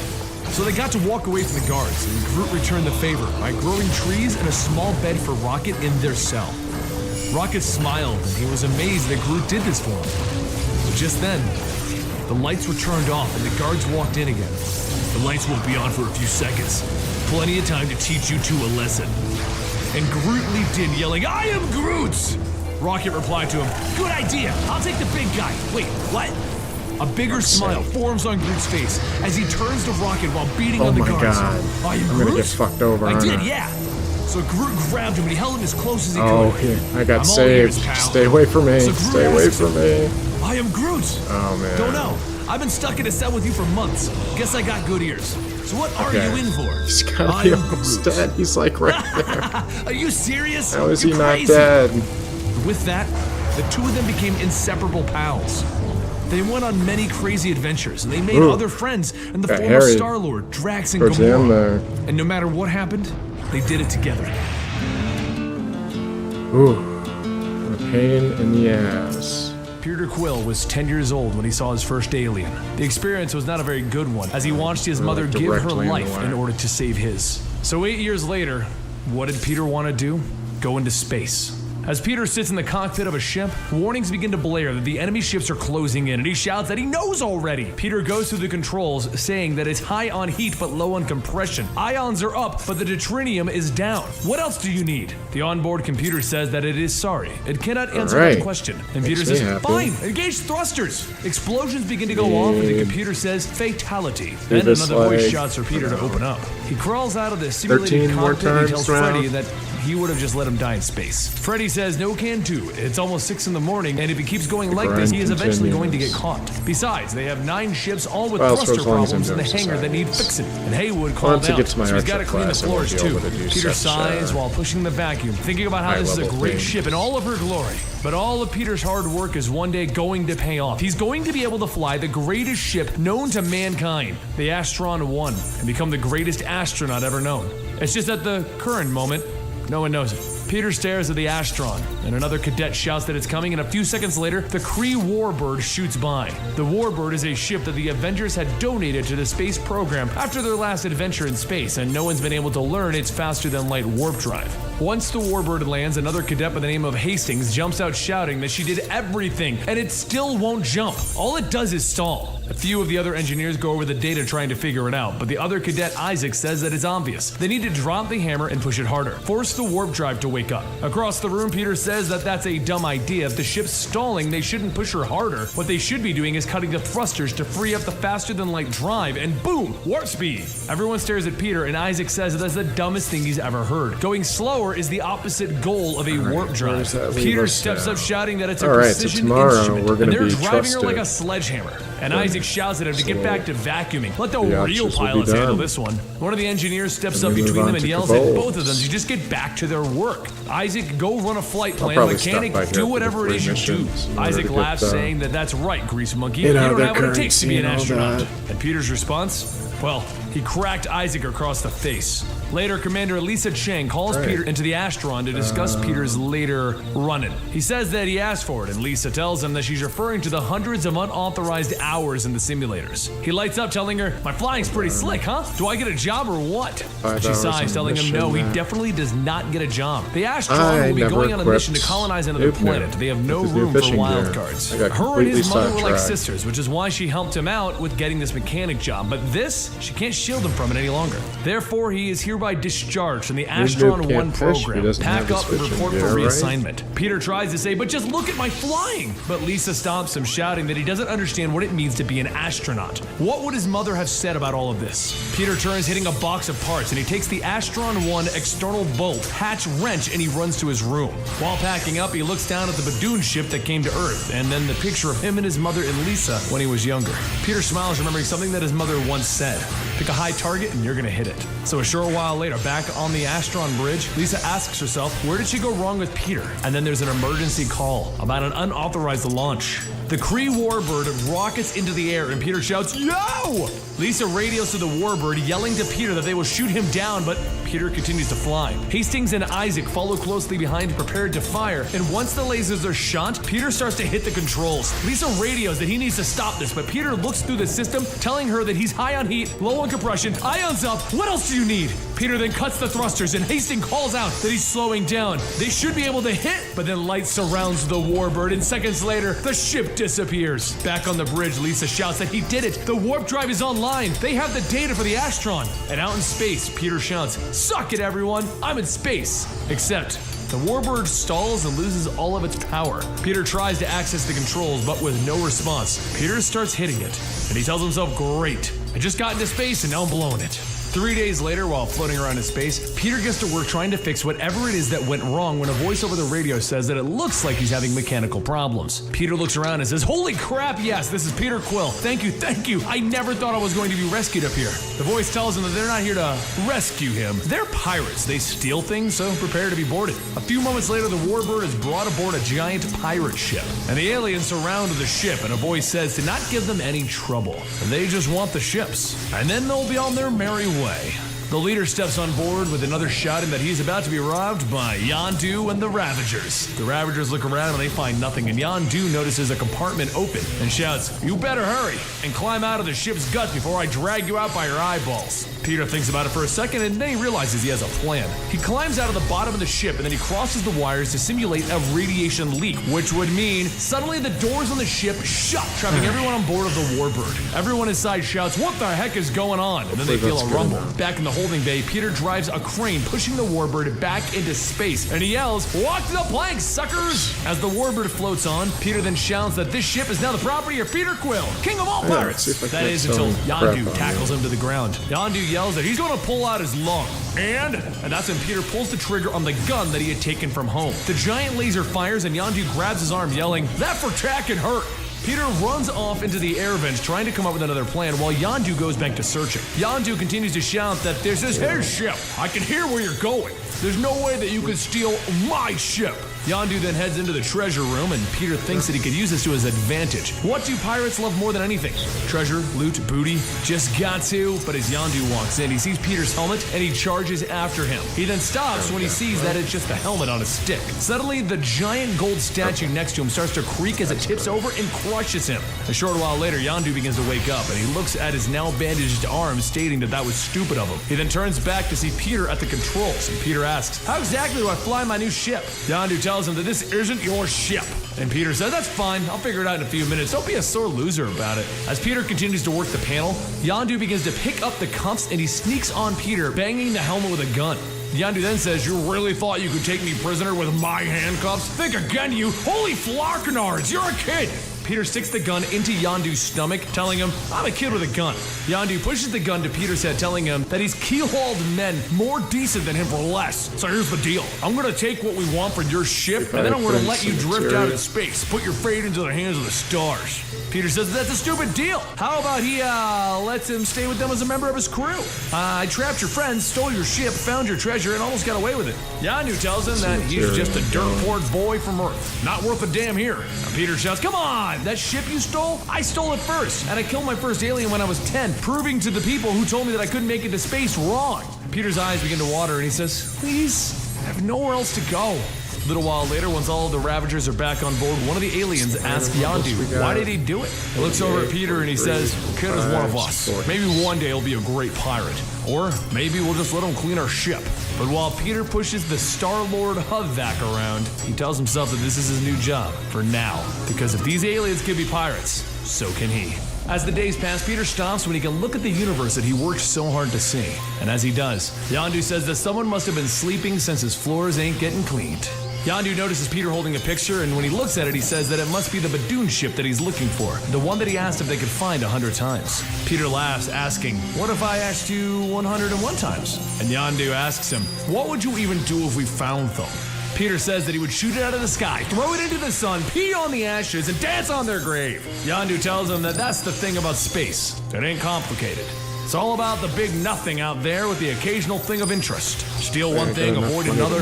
That's the big secret to space. Peter then takes out the picture of his mother, saying that he's looking for that ship because of... here. The other woman is Lisa Chang, who became a commander. But she would never have gotten the 4 warp drives operational if it wasn't for him. And Yondu stops, asking, "Unearthed their ship with 4 warp drives?" Peter laughs, telling him, "Hell yeah, reverse engineered them from the Kree. I was the one who cracked it. I know all of the ins and outs and all of the secrets, so maybe I would be a better mechanic than a janitor, or maybe even a pirate." Yondu tells him, "You know, maybe you're right. Maybe you do have what it takes to be a pirate. So how about I take you out and see what kind of trouble we can make?" Later, down on an alien planet, the alien jock and his muscle hands gun to Yondu and Peter, telling them that the last time someone brought someone new, he ended up spending 30 years in the Spartox solar prison. Yondu tells him to relax. Peter's part of the crew, and the two begin to argue. As Peter stands close to the ledge, he begins to fall, and then another alien catches him and he trips him to fall off. Jock asks, "What is that?" But Yondu takes Jock's gun, telling him, "That's enough. We're not here to pull one over on you." Jock starts running, shouting, "I knew this was a setup!" And as Jock goes to jump off a ledge, Yondu grabs Peter and he jumps off. Everyone lands on a passing trans car, and Jock starts jumping from car to car. Yondu chases and corners Jock, telling him that this isn't a screw job. Now let's just... But the alien from before jumps onto the car, knocking Yondu into the cab. Peter asks if he needs help, and Yondu shouts, "No! Go catch Jock!" So Peter quickly spins back and tackles into him. The two go crashing into the restaurant down below, and as Peter starts to get back up, Jock makes a break for it and escapes, but soon after, Yondu jumps down shouting, "You idiot!" Peter then pulls out a gem, telling him, "Yeah, he escaped, but I did manage to swipe this. So did I do good?" Yondu grabs the gem, telling him, "You did better than good. This is the beginning of great things." So from there on out, Peter went to living the life of a space pirate, getting into fights, drinking, making out with hot alien women, and even entering brawls and winning them. However, what Peter isn't seeing is that these adventures are being staged. One night during karaoke, Yondu tells everyone that he would like to make a toast to their newest and greatest member, Petey. It's time that they make it official, so they decided to make him a full-time Ravager. How about that? Peter asks if he really means it, and Yondu says, "As serious as a scroll. I even got you a little gift." Yondu holds out a tracking gem that shows a picture of the Badoon ship that Peter's been looking for. Peter says that he doesn't know what to say, and Yondu tells him that there's one small thing that we want to return, and that's the Astron 1. The Astron recently flew by a probe drone, so we're gonna take it. Peter tells him no, they can't do that, and Yondu takes the tracking gem back, telling him, "You're one of us, right? Besides, you said it yourself. All those people said you couldn't cut it. So, it'll be a ship for a ship. You get the Badoon ship, we get the Astron." So, back to our toast, and everyone shouts, "To Petey Quill!" And Peter tells himself, "All right, I can't blow this." As the preparations are set, Peter and the pirates make their way over to where the Astron is flying, and Peter sneaks in. But as he does, he thinks to himself that this is what he's become. A traitor to 7 billion people on Earth. No pressure or anything. He quietly moves through the ship until he gets to one of the access terminals and begins to disable the shields. But as he does, someone shouts for him to halt. He turns back, pointing his gun, to see the worst person that he could have run into. Lisa. Lisa shouts that whoever he is, lower his weapon and remove his mask. Peter listens, but then Lisa gets a call saying that they are being boarded by pirates. So she grabs Peter, asking who's hijacking her ship. Okay, over the radio, so Yondu announces that everyone just needs to relax. So probably when I update the jewelry, I'll be able to do max Once everyone has moved to the bridge, Yondu tells But Lisa I am that too so poor long as they for surrender now. their ship, he can guarantee the lives of her crew. Fair? She tells him no, she won't accept that. So he shouts, "All right, we're going to be taking your warp drives and leaving you to drift. Your face will be in the hands of the stars, high and dry. That's the pirate way." He then grabs Peter, telling him, "Cheer up, don't forget, your biggest wish is about to come true." Peter smacks his hand away, telling him, yeah, as if you really cared. Yondu angrily tells him, "This job isn't over yet, so I need you to pull it together.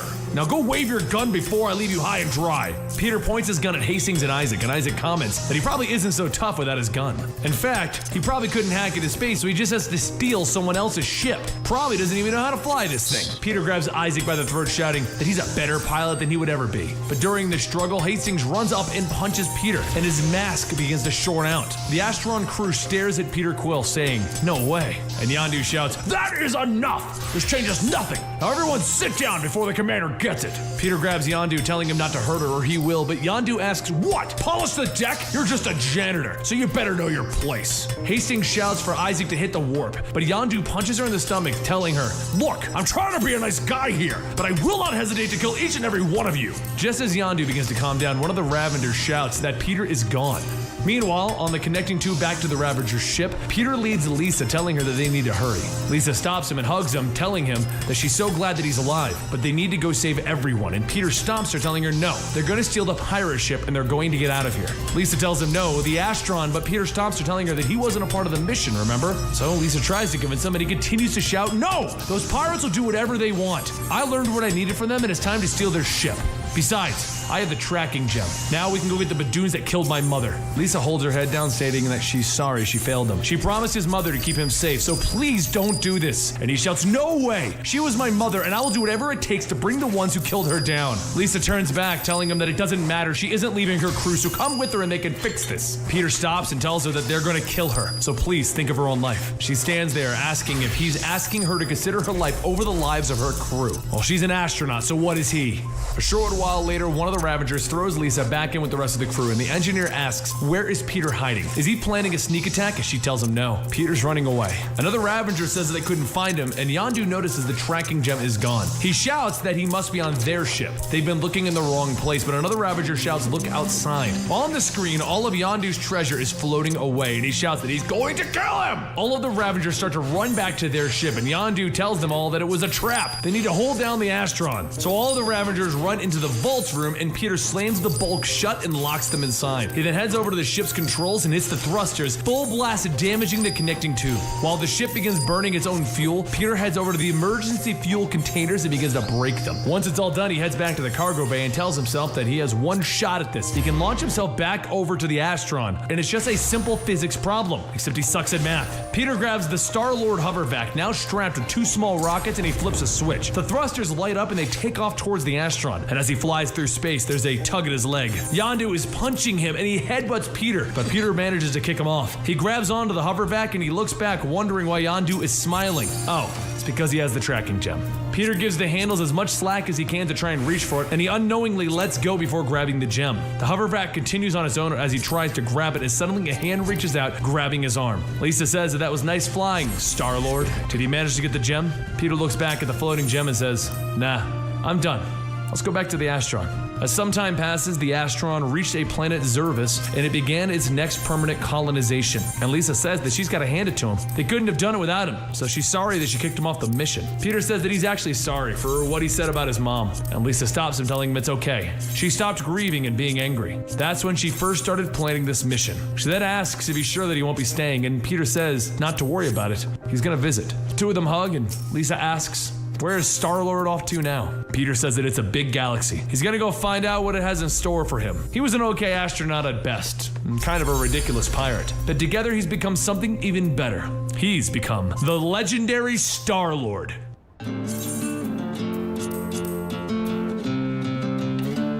Kids upstairs, a woman shouts, and the Badoon tell Peter, don't move, we have you dead to rights, Star-Lord.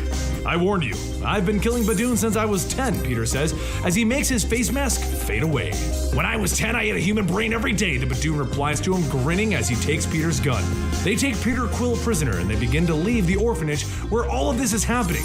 They came for one thing, the Mandalay gem that Peter hid there a while ago. And since there's also a bounty on Peter's head conveniently right now, the Badoon are gonna get a 2-for-1 deal. They haul Peter to their ship, where the Badoon explains that the evil villain Mr. Knife is the one that is after Peter Quill and any weird weapons that the Badoon happen to come across. Apparently, he's gunning for Earth for some reason. They then leave Peter alone in the cell after knocking him out. When he comes to, he kicks off the communicator that he's hidden in his boot, and he dials up the greatest girl in the galaxy, Kitty Pryde. He calls to make sure that Earth is okay, because if Mr. Knife is gunning for Earth, did he miss something? And once he finds out it is, they have a little bit of small talk until the guard comes down to see who Peter's talking to. Kitty snaps, "Are you calling me for prison?" But the guard walks in and Peter introduces them. "Kitty, meet Thumbnail. Thumbnail, meet Kitty." "Thumbnail hate cutie talk." So Peter jumps up, blasting Thumbnail with his rocket boots, throwing him out of the cell. He then makes his way out of the jail cell and through the ship, where he grabs the Mandalay gem and blows a hole in the side of the ship, before making his epic getaway into space using his face mask. He then travels back to Earth where he drops off his life savings with the orphanage. He didn't tell them that it was his, he told them that he sold the Mandalay gem, but he had to make it up to them. He then takes off for space devising his next plan, only to be stopped by another ship. A woman gets out of this one and demands that he come with them, by the order of Captain Victoria, the daughter of the former Emperor Jason Spartax. Wait, Peter thinks, I have a sister? You see, Peter is also the son of Jason of Spartax. She brings him onto their ship, where once again he finds himself in handcuffs. There is a mighty bounty on Peter's head, and she intends to collect on it for the sake of Spartax.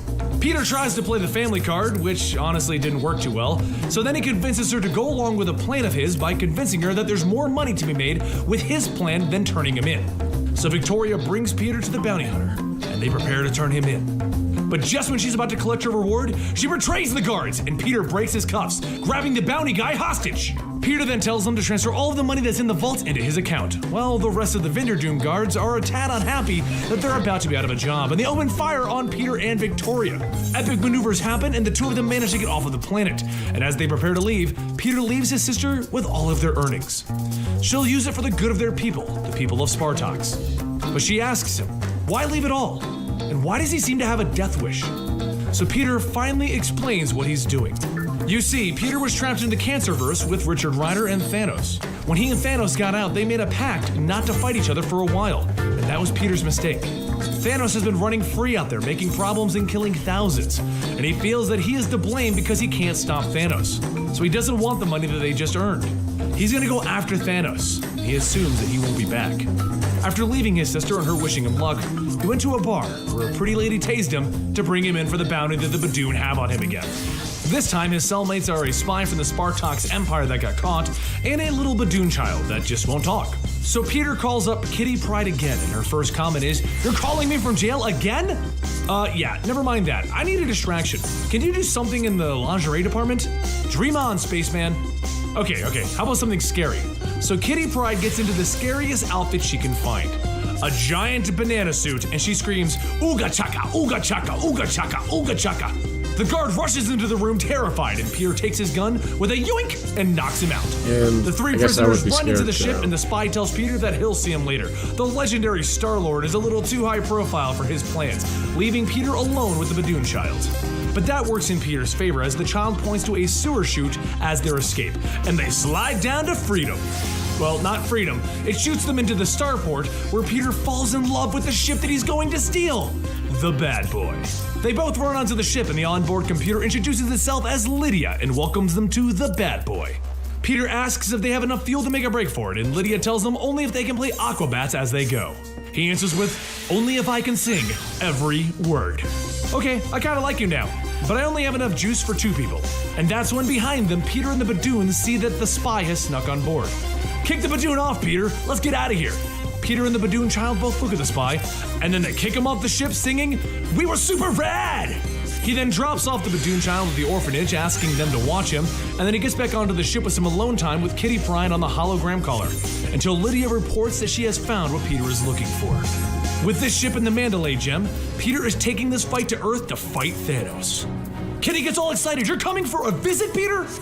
"Yes, but this isn't a vacation. There's something I need to handle, Kitty." Furious, she hangs up on him, calling him a dumbass. But Peter knows she'll understand. This is Thanos. He needs to finish what he started in the Cancerverse. On Earth's moon, Thanos is building a monument to his love, death. But Peter Quill comes rocketing in full force, and he slams Thanos into the planet, knocking him back. "Quill, you're late. Our truce has been up for quite some time. And you've been busy doing some bad things. Very bad things. Thanos things. I'm surprised that you're surprised. You really went to town while my hands are tied, didn't you, Thanos? Well, the party's over." "Oh, is it?" Thanos says as he blasts the spot Peter was standing at. But Peter has a secret weapon, the Mandalay gem, and it's granting him insane amounts of power as he rockets through the explosion to Thanos' surprise. "You've got it, big boy, and I'm gonna make you pay for everything you did." Thanos grabs Peter by the back of the head and he slams him into his knee, causing Peter's nose to bleed. "Ouch, my nose! My mother Alright, gave me let's this go nose!" into They go our back and Archer forth for a mode few here. seconds until Thanos grabs the gem off of Peter's chest. "This gem is celestial technology. You have no idea what you are doing." But he reels back in pain as the crystal refuses to leave Peter. "I don't know, Thanos. You tell me. Does it feel like I know what I'm doing?" And he bombards Thanos with the power of the gem. He then leaps onto Thanos ready to finish this, and Thanos grins. If you destroy me here, this moon will be destroyed, and if this moon dies, the Earth dies. Will you make the Earth pay for the price of your guilt? Peter stands up, and he walks away. Sit tight while I call the Avengers, and we'll figure out what to do with you. By the time they get here, I'll be gone. Either they won't believe you, or they'll chastise you for letting me get away. Again. Heed my counsel, coward. Give up your vengeance. You have too much milk in your veins. The truce is over for you, but it is also over for me. Beware. And he takes off for space, leaving Peter right there. Lydia flies the ship in close. That was pretty hardcore, Peter. I guess. I'm gonna take Thanos' advice. But there's something I need to do first. Meanwhile on Earth, Kitty is debating if she should end this with Peter. He's cute and all, but he seems so shady. That's when the young Iceman comes running in to tell her that someone wrote a message in the snow. While Peter still has some things to do, he did take some time to lay some flowers in the snow, spelling, Kitty, I'm sorry, XOXO, dumbass.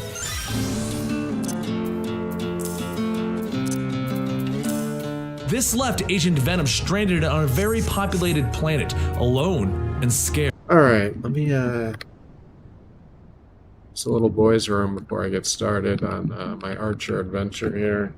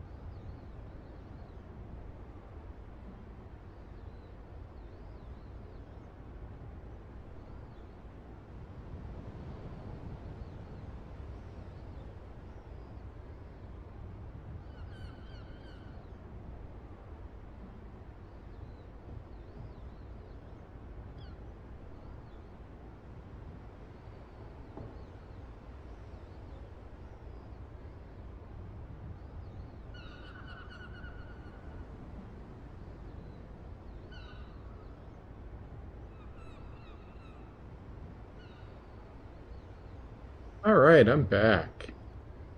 Thank you for waiting, whoever waited.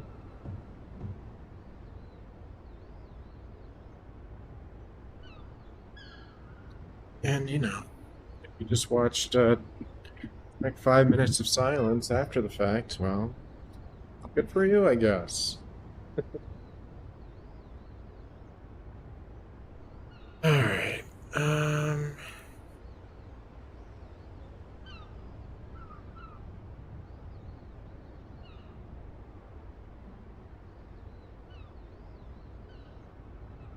back up.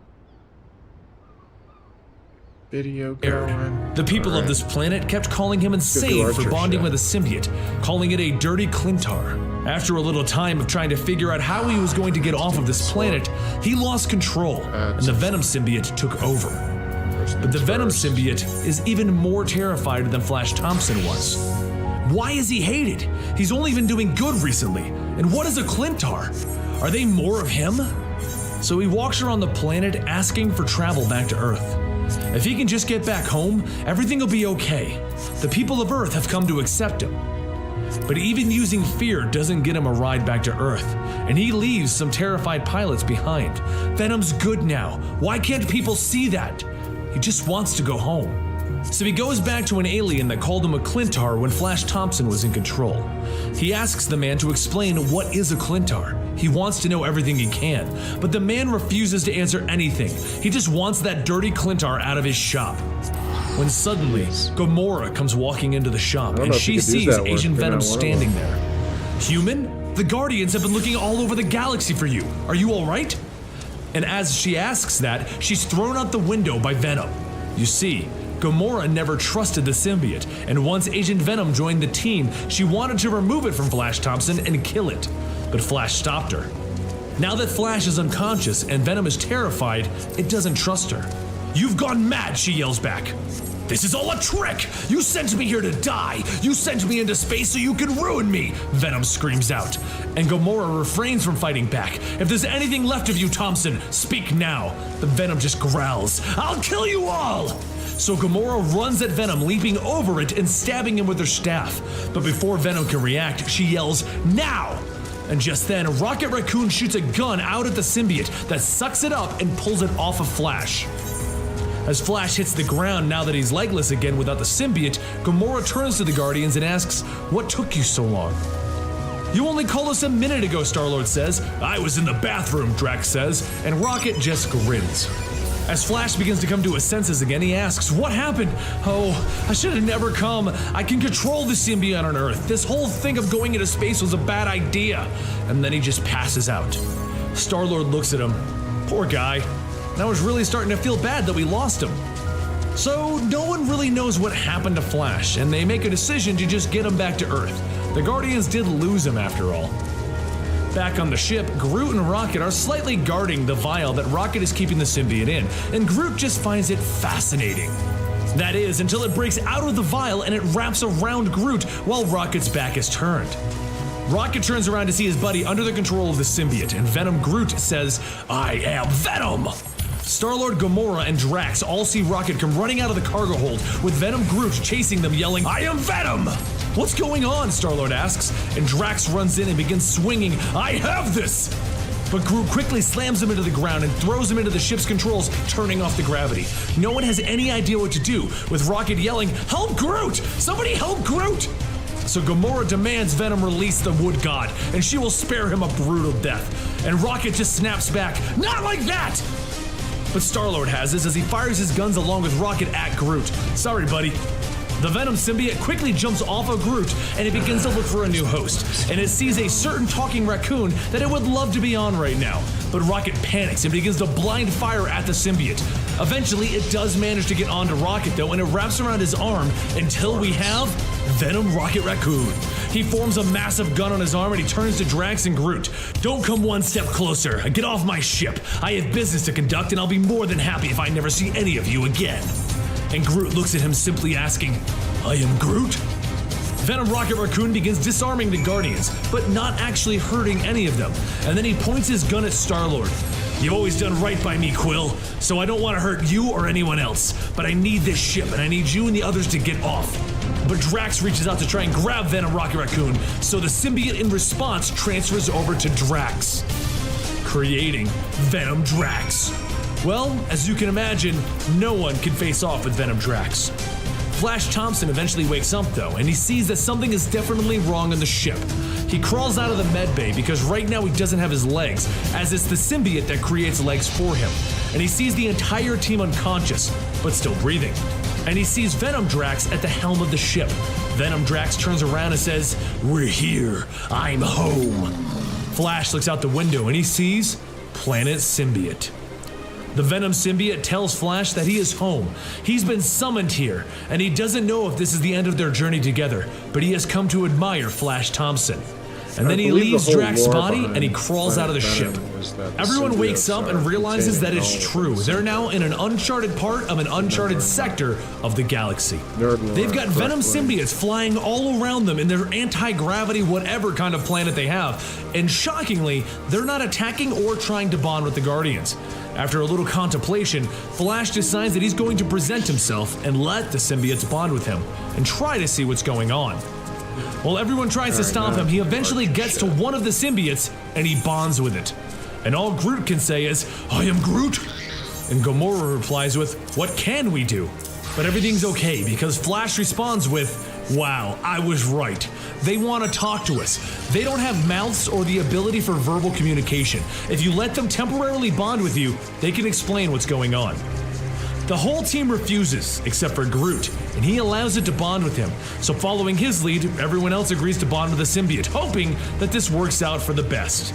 And the symbiotes explain, "We are the Clintar. We are the mind and soul of the warrior, and we want to spread the true ways of a noble and virtuous galaxy. Like yourselves, we are dedicated to making a great society. To get to this society, we need to find hosts to create a perfect bond to reach our ultimate goal. This means that we need a perfect blend of moral and physical ideals. If we can find that, we can create the ultimate noble warrior. But because we need such a delicate balance, there are few members of very few species that can rise to the occasion. If the balance is even slightly off, it'll create something that is monstrous and corrupt. Because of this, our reputation throughout the galaxy has been tarnished. Once a symbiote becomes corrupt, we break it off from our home world and our hive mind, and without a connection to us, a damaged Clintar will spiral out of control. The corrupted Clintar will then try to spread lies and half-truths to further their own agendas, further harming our reputation in the galaxy. But even a broken symbiote can bring true heroism, and that is why we are honored to have Eugene Flash Thompson with us here today. And so we are grateful to you Guardians for bringing him to us. We've been aware of your Agent Venom for quite some time, and we are so happy that throughout their struggles, their bond has made the warrior whole and a planet safer. But since the Venom symbiote only contained a fractured connection to us, it was frightened and it began to react to its surroundings irrationally. But now that they are here, we can fix and repair the symbiote and create the perfect warrior that they are supposed to be. Eugene Flash Thompson, you now have new abilities and knowledge that you didn't know you had before, and you have a connection to us finally. You are now a warrior of the galaxy, and you may now leave with our gratitude and blessings. As a thank you, we have cured all of your bodies of their poisons and cancers. Cancers? Who had cancer? Star-Lord asks. So in our short story, the Guardians and Agent Venom all climb back onto their ship, and they all comment about how they feel like $1 million. And it's time for them to go find a planet to repair their ship after this whole ordeal. Rocket Raccoon has also made it Flash's job to clean up the ship, since it was his symbiote that made the mess. But before anyone can do anything else, Captain Marvel calls them up to ask Peter if he knows anything about this, because the Spartak Empire is currently broadcasting that Star-Lord is now the new president of their empire. Rocket Raccoon looks at him and he says, "Hey, congrats! And I may have a few things on my record that I'm gonna need you to quietly take care of, buddy."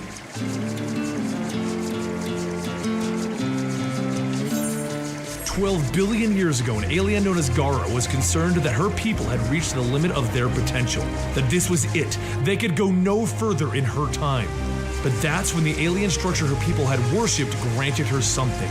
A mirror, which would allow an individual to see their full, true potential. The question is, was it a gift or was it a curse?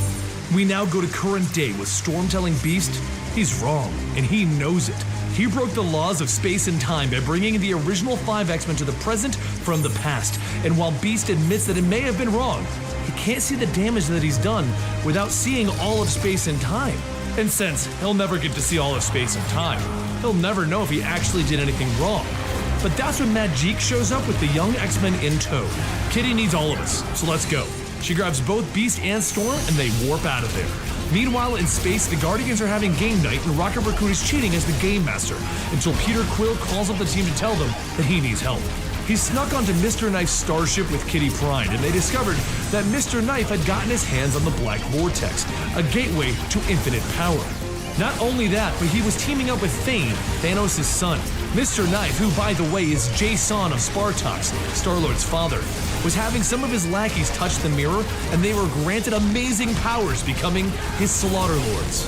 But it's just as Thane was about to submit to its powers that Peter explains that he and Kitty jumped through the floor and they took the mirror with them. And now Star-Lord and Kitty Pryde are having everyone come to planet Spartox, to the orphanage where Star-Lord helps out so that they can figure out what to do next. The X-Men, the Guardians, and various random helpers all converge to try and figure out what they should do with it. What should they do with the Black Vortex? But it ends with them deciding who will try it first. Gamora volunteers, but Storm tries to tell her no, and Bobby wants to use it to get him to grant him powers of Tony Stark, you know, money powers, or Thor's chin power. Even Captain Marvel argues that maybe they should use it, but Storm defiantly tells everyone we need to destroy the Black Vortex. We can't mess with this power. That's when a booming voice behind all of them tells them the Black Vortex is not theirs to destroy. The Slaughter Lords have arrived. Everyone jumps in ready to fight with Captain Marvel blocking the first of their attacks, and then Gamora leaps in to move towards the mirror. In the confusion of the fight, Storm asks Star-Lord where the mirror went, and Star-Lord's ship, Lydia, tells them that Gamora had it, but no one can pick her up now. That's because she's been granted cosmic powers by the Vortex. Using her new powers, she manages to dodge every attack and injure all of the Slaughter Lords, making her the champion of the fight. Seeing their chance, Storm tells the X-Men to get the heck out of there, and Jean asks if they should take the Black Vortex with them. Bobby enthusiastically says, hell yes! Drax, on the other hand, thinks that perhaps they should smash it and aid their fellow warrior in battle. Star-Lord quickly corrects him. I think she has it, Drax. And that's because Gamora is literally dropping all of the Slaughter Lords. So Magique does her thing and she teleports everyone to the moon of Spartox along with the Black Vortex. And it ends as the Slaughter Lords have no idea where they all went. The debate finally begins again. What should they do? Storm wants to destroy the Black Vortex, but look at the power that Gamora has. Obviously, it works and it's worth it. Star-Lord takes point. All right, let's all line up and power the hell up. And that's when Kitty Pryde eyeballs him. What? You want to use this? Well, yeah. We power up, stop them from powering up, and keep the Black Vortex from them. You actually want to use this on each other. I somehow got the feeling you don't think we should. Oh man, you're so gonna break up with me over this.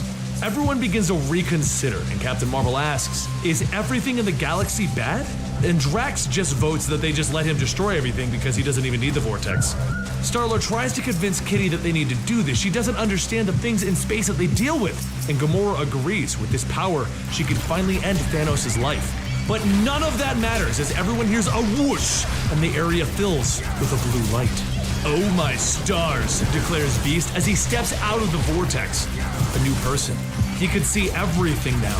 Space, time, the connections between them all. And he thinks, now he knows how he can fix everything. He can fix what he broke.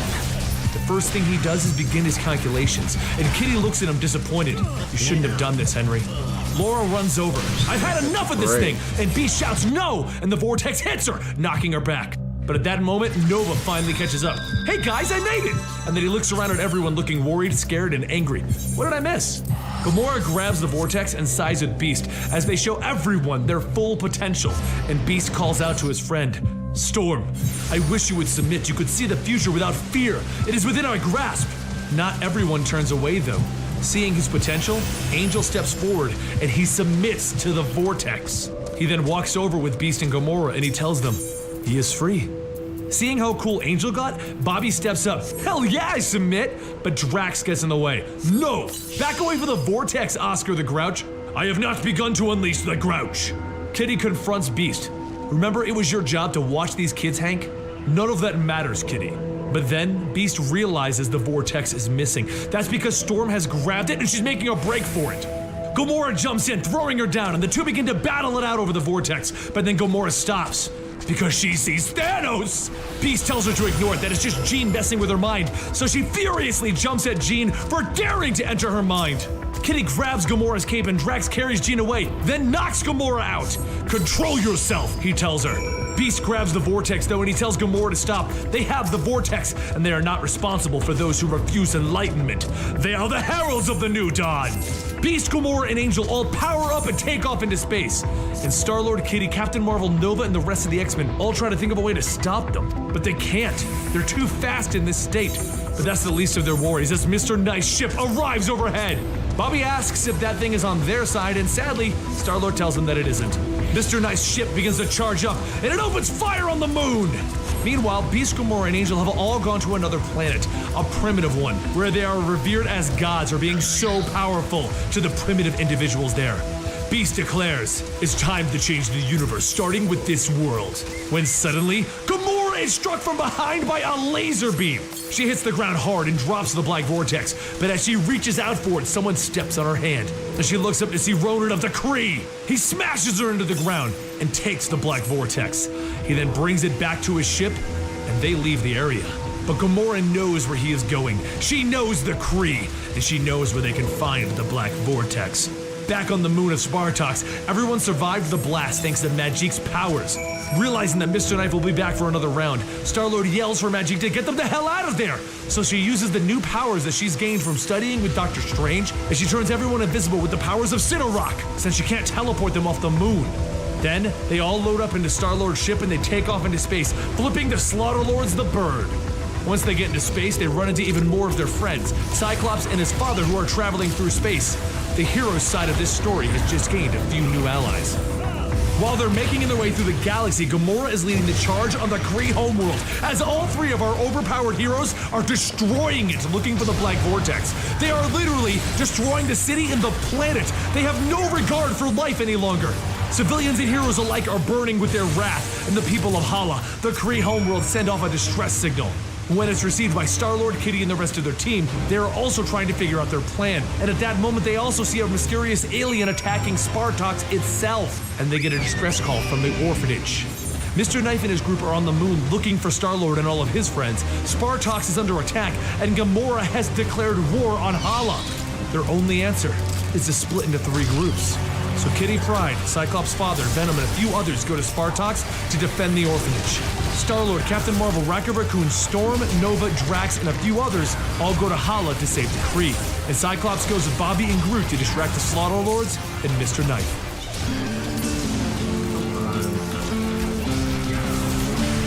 But at the start of our part 2, they've already failed as Mr. Knife's Slaughterlords have already knocked all 3 of them unconscious and taken them prisoner.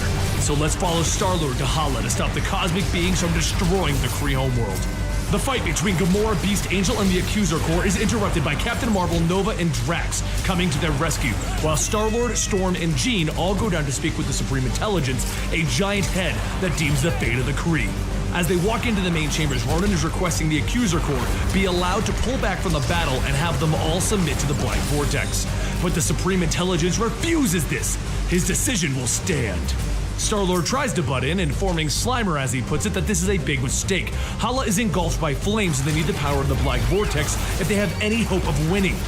But the Supreme Intelligence still refuses, telling them that he has 10 billion minds and he knows of the Black Vortex. They cannot use it. They currently hold the Kree fleet likelihood of survival at 32%, but if they use the Vortex, it will be a abysmal 2%. So enough of this. Leave the Vortex here and leave the Supreme Intelligence's chambers. Meanwhile, on Spartox, Kitty Pryde, Venom, and their team arrive at the orphanage to try and see what's threatening the orphanage, only to be introduced to their own cosmic-powered being. She explains that she is Gara, the last of the Viscardi, and she is here to destroy the Black Vortex. Now where is it? Back with Star-Lord and Ronan, Star-Lord has an idea. Ronan, would you submit to the Vortex if you had a chance? Ronan gives Peter Quill a stern look. Gotcha. Well, I'm gonna go embarrass myself for a good cause, so just be ready to make your move. He runs back in shouting, I'm gonna be the king of the cosmos, baby! Black Vortex, here I come! And he jumps on it until the accusers escort him out the room, and he shouts, You'll never take me alive, accusers! But while the guards are distracted, Ronan slips back in, and he becomes Ronan of the cosmic powers! Meanwhile, across the galaxy, Thane, Thanos' son, has returned to his flock, his people, to find them all dead. He swears that he will have his revenge on whoever did this. And back on Hala, Gamora, Angel, and Beast are going to town, wrecking the Accuser Corps at every turn. They've stopped caring about the Black Vortex because Beast is about to complete all of his calculations of what is the space-time continuum and how he broke it. That is until Ronan of the Accuser Corps arrives with his new power set. Seeing a potential problem, Beast calls out for them to remove Ronan before he can stop Beast's replica of space-time. Because once he finishes this device, all possibilities will be in the palm of their hands. So Gamora jumps in to battle Ronan, two overpowered individuals. Except Gamora also has a powered-up Angel on her side, and she begins to burn Ronan with the fire of the Black Vortex. Until Ronan hits Angel over the head with his hammer. But it's all for nothing as Beast's device is now complete, and he literally sees the fabric of space and time. And he sees that he broke it when he brought the young X-Men to the future. Horrified by his own actions, he rockets off into space asking, How did I become such a monster? Seeing Beast leave, Gamora grabs Angel and they chase after him, telling Ronan, this isn't over. Ronan returns to Hala, the savior who kept the enemy away. But the Supreme Intelligence banishes him from the planet for disobeying. So Star-Lord, Captain Marvel, and Jean Grey all go back to the Supreme Intelligence to get the Black Vortex back. But he has no intentions of parting with it. As a matter of fact, they should be more concerned with the fact that the Earthlings have declared war on Hala. The argument begins about who started what, because while their attack on Hala was wrong, they were attacking the Accuser Corps because originally they attacked them. If the Supreme Intelligence would just allow them to take the Black Vortex back, they can handle this. But once again, he refuses, and he tells them that they need to leave Hala at this moment. So, Peter Quill opens fire on the Accuser Corps, because he'll be damned if they're gonna leave without the Vortex. While Star-Lord, Captain Marvel, and Storm are fighting the Corps, Nova makes a break for it, grabbing the Vortex and flying out of the palace. Cue the Indiana Jones music, I got this, he shouts, smiling as he goes. But as he enters orbit again, he sees the massive ship of Mr. Knife right in front of him. Okay, now cue the sad Indiana Jones music. The ship blasts him hard while the Slaughter Lords fly in to grab the Vortex. But back on the surface of Hala, Star-Lord shouts out to his team. You know, it occurs to me now that we should have come up with a better getaway plan. Really? Captain Marvel says as she lifts an accuser off the ground. What's wrong with this one? Oh god, I'm starting to sound like Spider-Man. Then Drax helps with his wit. We are outnumbered and outpowered. If we get out of this room, we still have an entire planet to escape from. And we are in dire straits. Drax, she knows she was being sarcastic. I do not like sarcastic. It comes down to one move from Jean, and she does something she's never done before. She pushes out a psychic overload, taking out the entire Accuser Corps. Meanwhile, back in space, Nova is trying to catch up to the Slaughter Lords. Not cool, not cool, not cool! He throws his boosters into overdrive and he finally begins to catch up to the Slaughter Lords, but just as he's going in to grab the Black Vortex, the Slaughter Lord stops short and he goes past it, and then he gets shot in the back, knocking off his helmet. Both he and the helmet begin to fall to the ground with Sam panicking, and up in Mr. Knight's starship, it's time for his plan to commence. All hail the mighty Kree Empire, and he begins to open fire on the entire planet! Sam catches his helmet just before he hits the ground, and he looks up to see the shots coming right at him. Oh, come on! Meanwhile, Star-Lord and everyone on the planet have made their way to the docking bay, and they're trying to take off, but there are explosions going off all around them, and Sam is screaming that he's trying to get off the planet ASAP, because the entire planet is breaking apart. Mr. Knife just destroyed the Kree homeworld! Star-Lord is pushing his ship to the limits, trying to pull out of the explosion radius, pushing it with everything, and they do it. Everyone is in shock though. How could this happen? They lost an entire planet. But before they can really even cope with that, they ask, where is Nova and the Black Vortex? Meanwhile, Nova did manage to get away with the Black Vortex. Across the galaxy, Magique warps Rocket Raccoon onto a planet where the cosmic-powered heroes are sitting, Gamora, Beast, and Angel. Rocket walks over to them and asks Gamora if she's even in there any longer. Funny, Rocket. You're freaking me out, Gamora. You never find me funny. That's our thing. So I'm gonna go talk to the big blue furry guy. He walks over and he sees Beast in tears. Hey there, Blue Earther. What the hell is wrong with you? I may have single-handedly destroyed space and time. Huh? Sucks to be you then. But while Rocket is, trying to help, Magique asks Gamora for help. The three of them need to work with the X-Men and the Guardians because this whole Black Vortex thing needs to stop. Then, the entire planet is hit with the force of the exploding Hala. What was that? Rocket asks. Hala. What about it? It's no longer there. It's been wiped out. Gamora turns to Magique. You have our help. We need to see if our friends are even still alive, and then find whoever did this. Meanwhile, Bobby, Cyclops, and Groot are all locked up in Mr. Knife's ship. I am Groot. This is a nightmare. Leave him alone, Bobby. I am Groot. You are annoying. As you can see, it's going very well for them. But back with Nova, once he finally wakes up, he grabs the Black Vortex and he looks into it. He sees the potential that he has. But unlike everyone else, he has a mentor he can look up to, someone who gained ultimate power, and it destroyed him. Richard Rider. So Nova easily turns down the power and he takes the Black Vortex back to Earth while he figures out what he's going to do with it. He tries to call Vision from the Avengers for help, but Vision's a little busy right now. And then, the Collector arrives. He's heard of the boy who got the Black Vortex, and he would like to add these to his collection. Sam throws on his helmet and he races into space trying to avoid the Collectors. He thinks to himself that there is one place where he can probably find some friends, and that's Spartox. They left some people there. So he goes for the planet, and as he grows closer, Gara on the planet's surface with Kitty and them sense his approach, and she takes off into space to meet with him. But Nova is going so fast that he doesn't see where he's going, and he ends up on a ship as it enters Spartox orbit. Thane's ship. And Nova just brought the Black Vortex to Thane, Thanos' son. Seeing the Black Vortex within his grasp, Thane jumps towards Nova, swinging and pushing the kid down. And then he takes the Vortex, and he submits to it. As Star-Lord calls on Nova to alert him that the team isn't on Spartox, Thane stands before him, cosmically powered up. I am no longer Thane, son of Thanos. He is Thanos, father of Thane.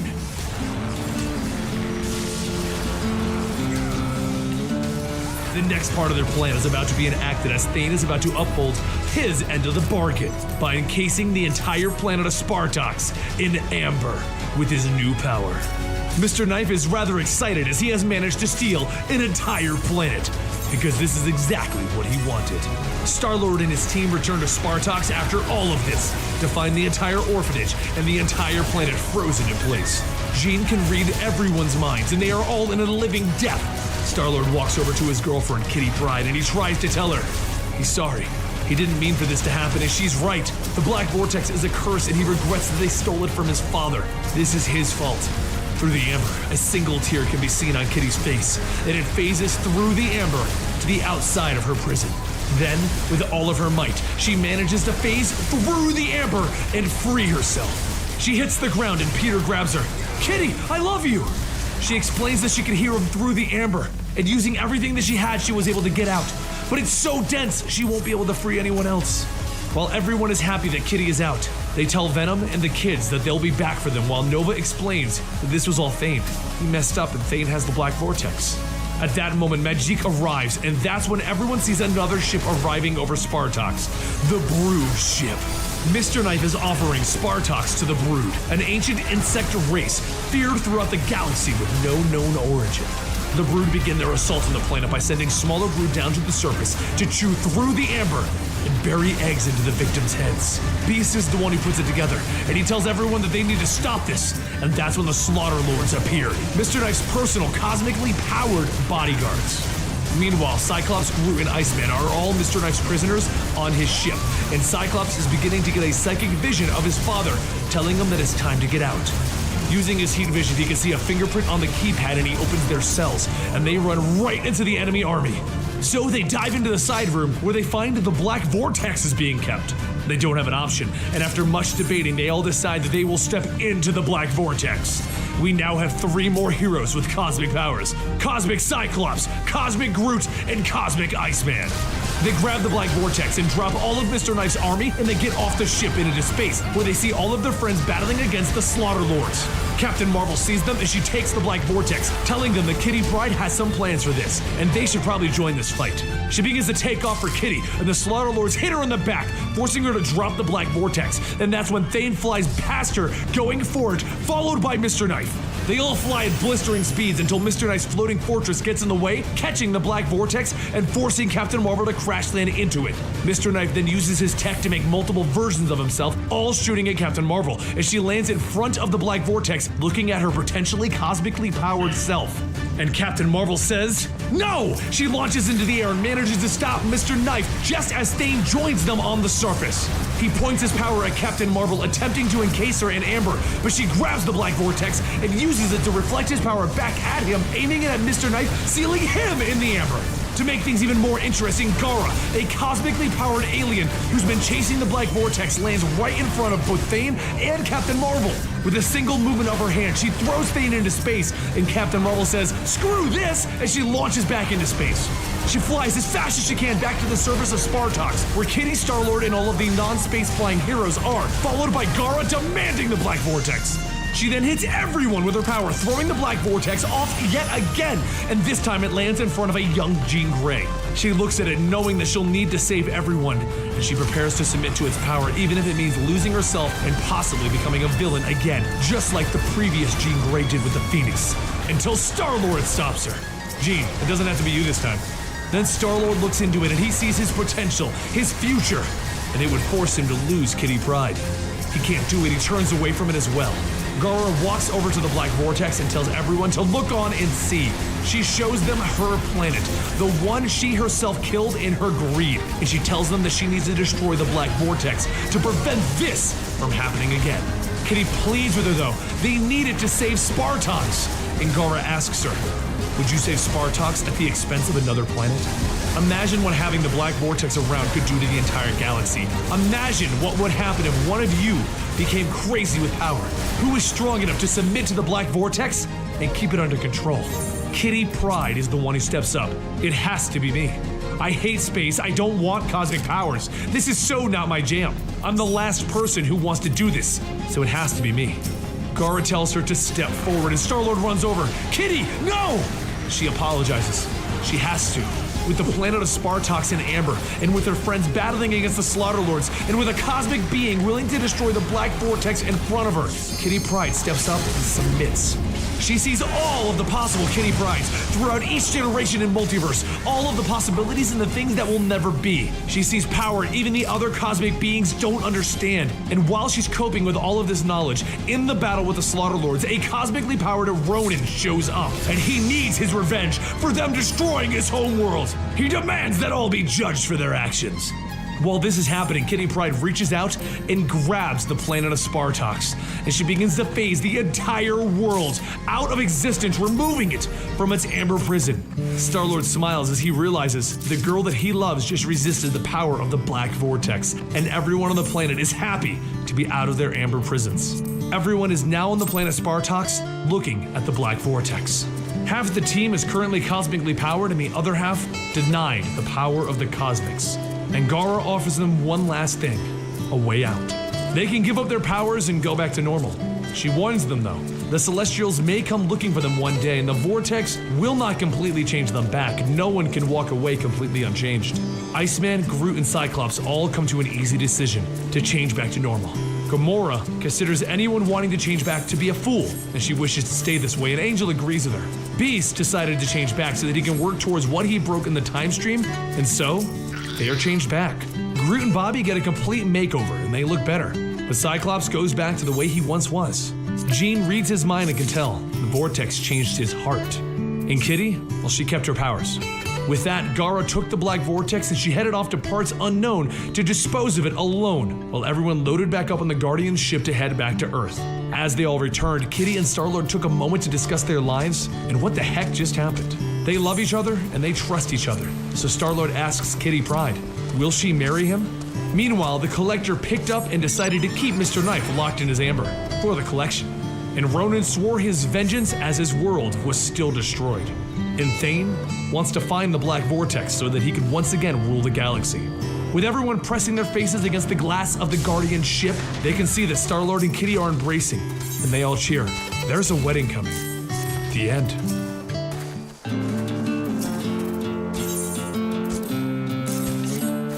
The Negative Zone, a place where the kings and queens of the galaxy secretly meet. But now, there is only a Nihilus and the Queen of the Brood, Queen of the Brood wonders where the others are, but Annihilus explains. King Jason was removed from his throne. The supreme intelligence of the Kree was destroyed along with his planet. Gladiator of the Shi'ar has been ignoring their invitations, and he will never trust the Shintari. But back in the Milky Way galaxy, Ben Grimm is flying through space holding onto a tiny jetpack that would fit the size of a certain raccoon. But you know what? Grimm decides that this feels right. Ben thinks to himself how much he needed this. This is what his original goal in life was, to be a spaceman. Except one thing, the giant Shintari spacecraft that's trying to eat him. But before the Shintari can blast Ben for stealing something from them, Ben is rescued by the rest of the Guardians of the Galaxy. Kitty Pryde as Star-Lord, Drax, Rocket Raccoon, Groot, and Venom. Rocket complains that Ben took the only good rocket pack, and the Guardians notice the giant Shintari ship. We gonna do the thing? Rocket says to Kitty. Let's do the thing, she responds. Using the rockets on her feet, Kitty begins to skate through the forces gathering around them and destroying them, then finally going through the giant ship in the middle, causing a massive explosion. Venom asks, if Kitty can phase through things and disrupt their technology, why doesn't she phase out of her clothes? And Rocket responds, hey, you're covered in alien goo and I don't ask why. To your face. Drax likes the new warrior, and Rocket likes the new Star-Lord, but Drax wonders how the old one is doing. Back on planet Spartox, Peter Quill is the new king of Spartox, and it is very, very boring. Peter decides to get up and leave, but doesn't really have a good reason to go, so when they ask him why he's leaving, he's forced to sit back down. Back in the Guardian ship, Rocket wanted to open that thing that Ben stole from the Shintari, but they aren't sure if they should open it because, you know, it might be a bomb. It's not a bomb. I am Groot.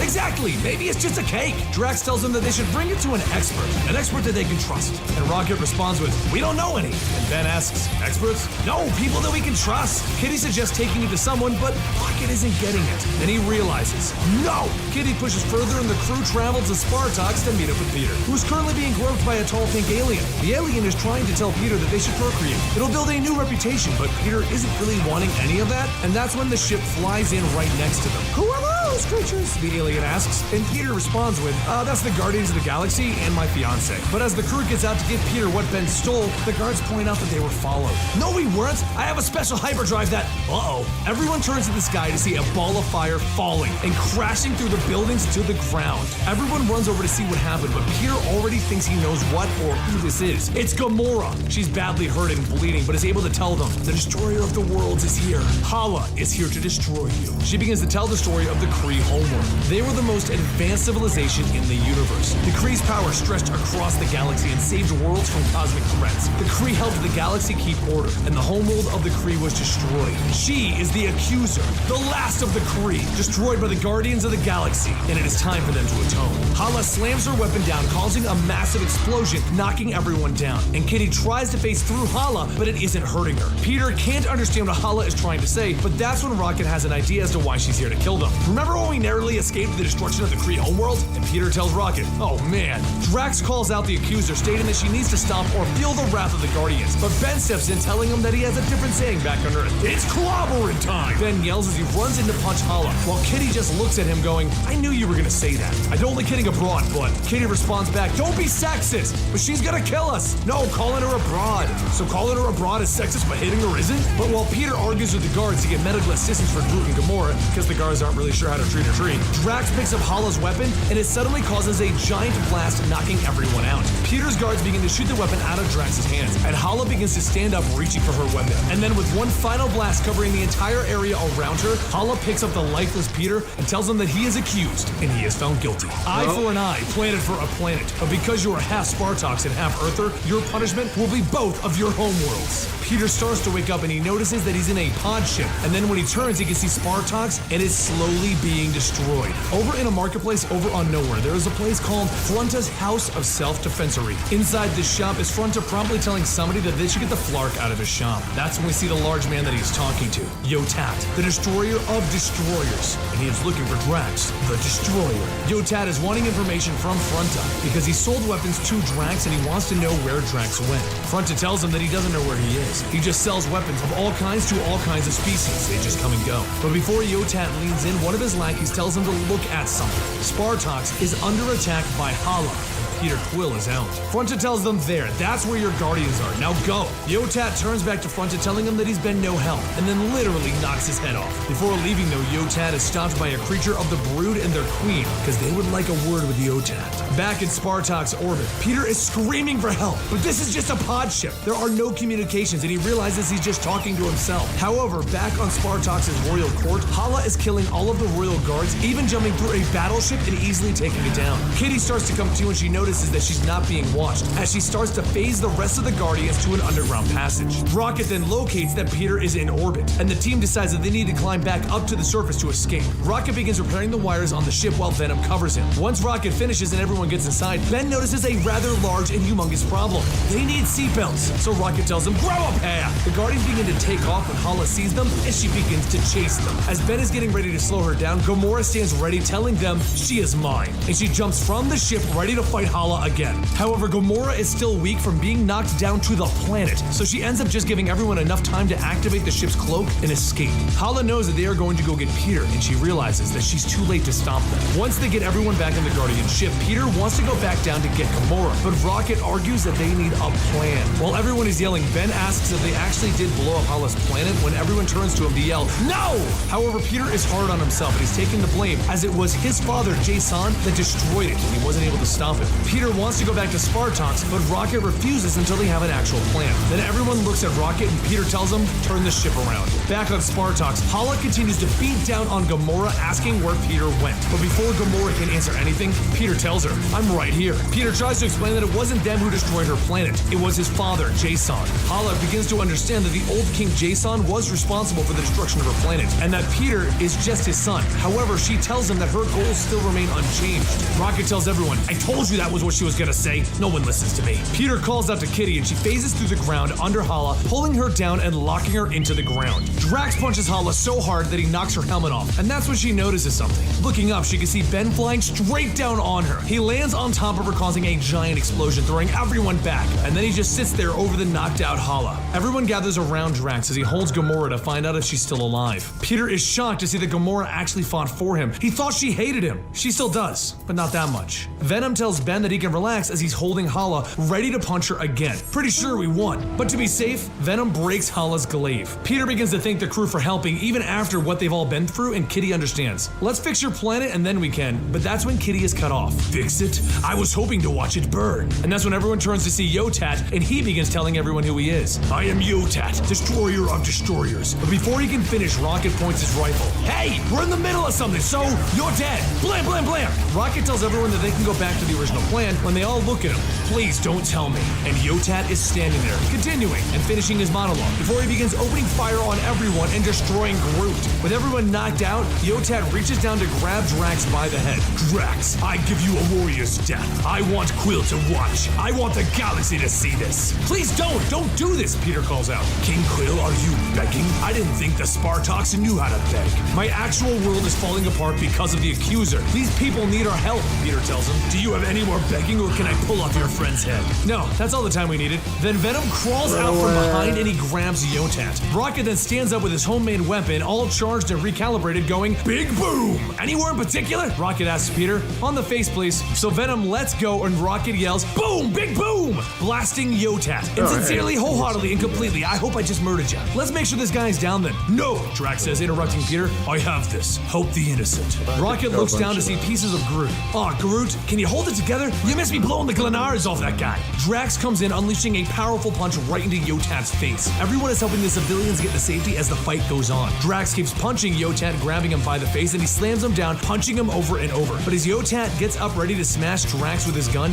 Ben interrupts him, knocking him down. Drax then continues beating Yotat until help finally arrives. But Peter turns and asks Kitty who that guy even was. Oh, Yotat? Yeah, we met him while you were busy being king. Funny story, actually. Kitty begins to explain that back on Nowhere, the crew stopped off to get supplies and show Ben around when they saw Yotat hurting someone as he was trying to extort money from them. Kitty phased and rescued the person, and Drax kicked him in the back. And Rocket shot a rocket at him. But before Yotat could react, the Nowhere Corps showed up, and a talking dog arrested him. And that's when Yotat swore that he would kill them all. Now with the flashback over, Ben yells, it's clobbering time! As Ben and Drax give Yotat one final attack. With Ben's arm around Drax, Drax tells Ben that he's not a fan of his war crime. And Ben tells him, it'll grow on ya. Peter tells the guards to incarcerate this Yotat asshat and double incarcerate the Kree accuser who, you phased her through solid ground, Kitty, Peter says. I did, and it didn't kill her. No, Peter looks back at Kitty. She's badass. And more to the point, she's on the loose. Kitty says, crap! However, Hala doesn't get very far as she falls to the ground below and is quickly subdued while Peter is telling the guards to find her. Peter kneels down to get Gamora because she's barely alive, and Peter calls for the medics. Soon Gamora is in the hospital recovering along with a small little Groot plant next to her. But back at Peter's council, he argues not to release Hala back to whatever is left of the Kree Empire, as she is a threat to both Spartox and Earth. But the council has already agreed on releasing her. I thought I ran things around here, Peter says, but everyone gets quiet. I think they had a vote without you, Kitty says, as the guards begin to grab Peter.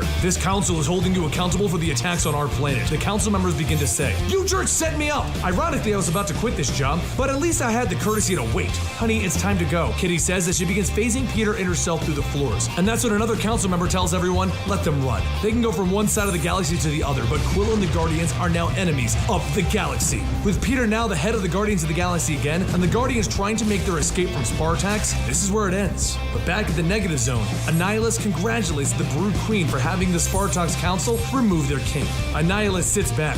Now is time to make our move, but we must not repeat the mistakes of the past, the Brood Queen hisses. What did you have in mind?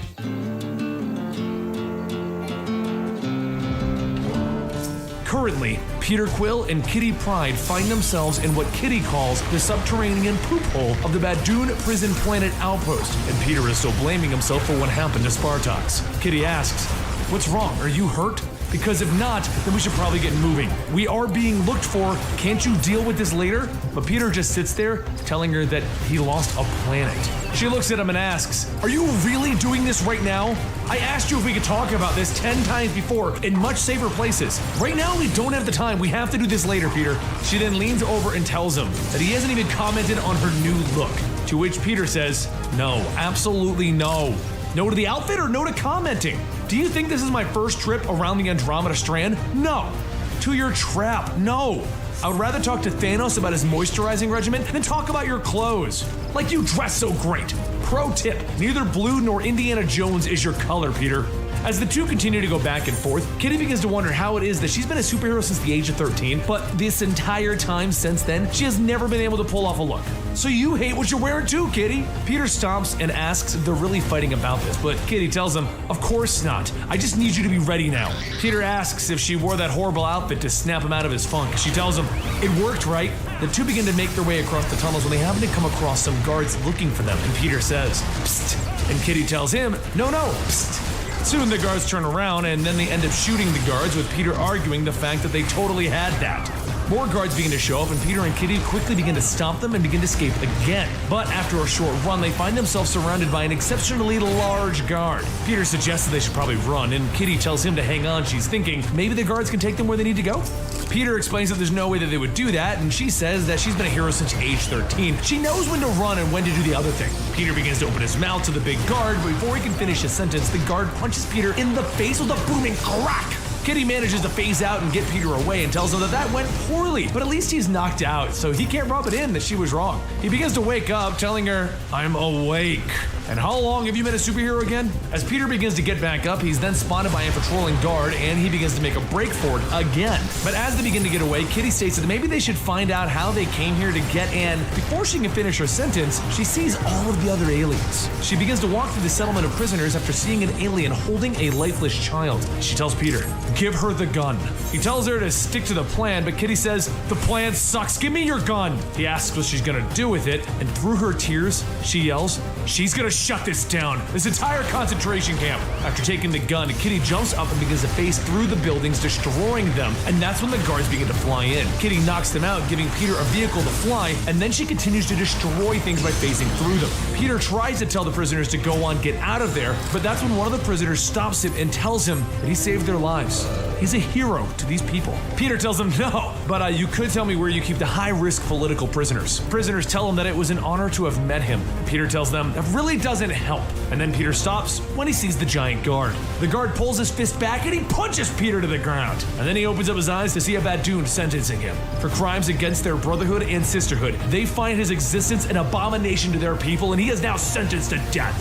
Off at another planet, Rocket walks in cuffs as some Badoon is walking him onto the planet. While they're talking in their own language, Rocket shouts at them, stating that it's rude to talk and spit. Everyone in the universe knows that spitting is glock and rude. But you know what? What you don't know is that I've been stalling for time. So if you would, could you look up now? When they look up, they see a figure heading towards the ground, and then the figure hits the ground, causing an explosion, sending everyone flying back. Rocket shouts, say it, you magnificent piece of orange chlorkin. Through the wreckage, Ben Grimm stands up stating, it's clobbering time, baby. Rocket jumps on him, telling him, you did amazing, but you did miss the big one. Ben looks back and he sees a large guard walking towards them, stating, of course I missed the big one. There's always a big one. The Badoon jumps towards Ben, and Ben jumps towards the Badoon, and the two of them punch each other right in the face. He then begins to beat down the Badoon, asking if that was it, because I thought that there would be more.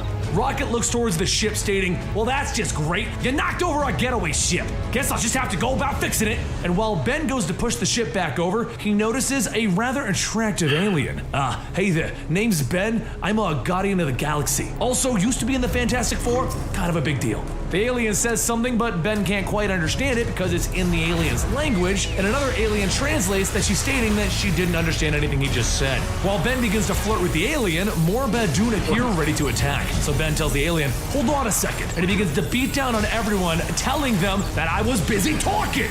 More guards begin to appear, and they all begin to open fire on Ben, and that's when Rocket jumps in, shooting and shouting, yeah, he's right! You can't even finish a thought around here! The two continue to take down the Badoon forces, but as the aliens try to get away, another large Badoon steps in front of the female alien. She closes her eyes, bracing for what's about to come next. But when she opens her eyes, she sees the Badoon has fallen over, and Ben Grimm is standing there with a gun. He helps her up, telling everyone that they need to hurry and get off this planet, and that's when another ship lands in front of them. Rocket pokes his head out, telling everyone, all aboard!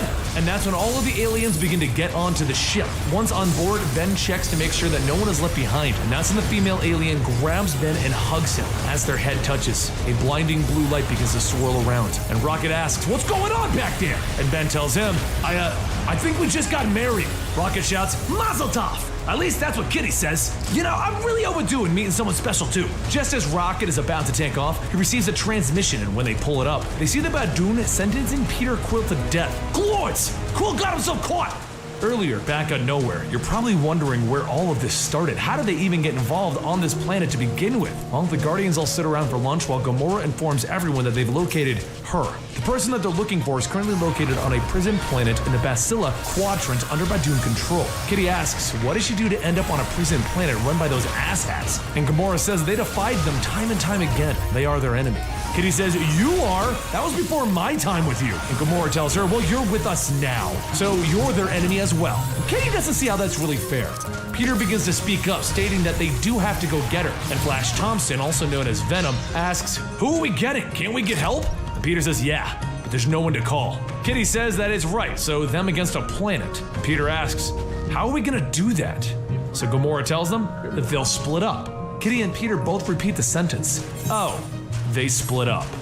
Later, once they all get into position, Flash and the now infused Groot jump off of Peter's ship down towards the planet. Groot watches as Peter and Kitty jump as well, and he keeps saying, I am Groot, I am Groot, I am. Once they land, Flash says that their landing was a bit off, so they're gonna have to walk it, and it shouldn't be too far. They just need to not be out in the open, and that's when they hear a snap. They look up to see Skrulls. Flash shouts that he's been waiting for this, and he jumps into attack, but Groot stops him, telling him, I am Groot! Flash tries to fight through Groot, but one of the Skrulls steps forward, stating, I speak your Earth language. Flash again tries to shoot a spike towards the Skrull, but Groot catches it and points off for him to look. Groot shows him that the Skrulls are prisoners. They are not the enemy. Flash tells him, well, fine. But the thing is, these Skrulls tried to take over Earth, and from the looks of it, their shape is looking a bit outdated. How about they change into something more like a modern line Avenger? The Skrulls tell him that they can no longer shapeshift. The Badoon took that from them. Once the Annihilation Wave destroyed their planet, they searched for a new place to start the Skrull Empire. But that was when the Badoon attacked and captured the Skrulls. Groot smiles, but Flash simply says, first the Skrulls tried to steal Earth, then they tried to steal me, and now you want me to rescue them, and I'm the asshole of this story? One of the Skrulls points up, stating, they are coming, our masters are coming. Everyone looks up to see several ships flying down towards them, and soon many Badoon begin jumping off fire firing their guns at them. Flash and Groot begin to fight with them, and soon the Skrulls jump in to help. Groot starts with the war cry, "I am Groot!" And Flash tells him, "Yeah, you tell him!" As the dust begins to settle and the last Badoon is defeated, Flash tells them that it's time for them to leave, and one of the Skrulls asks if he means all of them. Flash asks, well, exactly how many of you are there? The Skrull begins to lead Flash and Groot into a cave, and he tells them to adjust their eyes. Groot holds up a light, and Flash sees that the cave is filled with Skrulls. And he tells them, okay, let's go, every single one of you. Over in the Dryston Tower, the Warden's high tower, the Warden begins to panic due to the fact that these Guardians of the Galaxy have single-handedly invaded their planet. An entire planet! It's fine though. He just has to think of a plan before this becomes a further embarrassment to the Brotherhood. They need to, but before he can finish the sentence, a giant explosion goes off and the Warden asks, what is happening? His men and him look up to see a small ship flying towards them, and out Drax and Gamora come jumping. Drax says that, I needed this, and he begins slaughtering all of the Badoon, and then he grabs the Warden demanding to know, are you the one who's in charge? While Drax is trying to figure out where they put her, Gamora begins her assault, but soon is stomped by one of the larger Badoons as she's knocked off the side of the building. Soon Gamora begins to wake up, finding herself in chains, and the Badoon in front of her tells her that she is now a prisoner, and he is here to extract the truth from her. They would like to very much know how it is that Gamora and her friends have found out that she is here. Gamora asks if she's alive, and the interrogating Badoon tells her, yes, ironically, she was here in the same facility. However, you will never see her. Gamora asks, why? And the interrogating Badoon tells her that her power is unique. We need more unique power sources to reach our goals. But there is something else that the Badoon would like to know. Just where is Thanos? It's as if he's hiding. He then pushes a needle close to Gamora's eye, and she stops him, asking if he knows what the black vortex is. He stops and tells her, of course I do. The Kree lost their homeworld over it. Do you know where that is?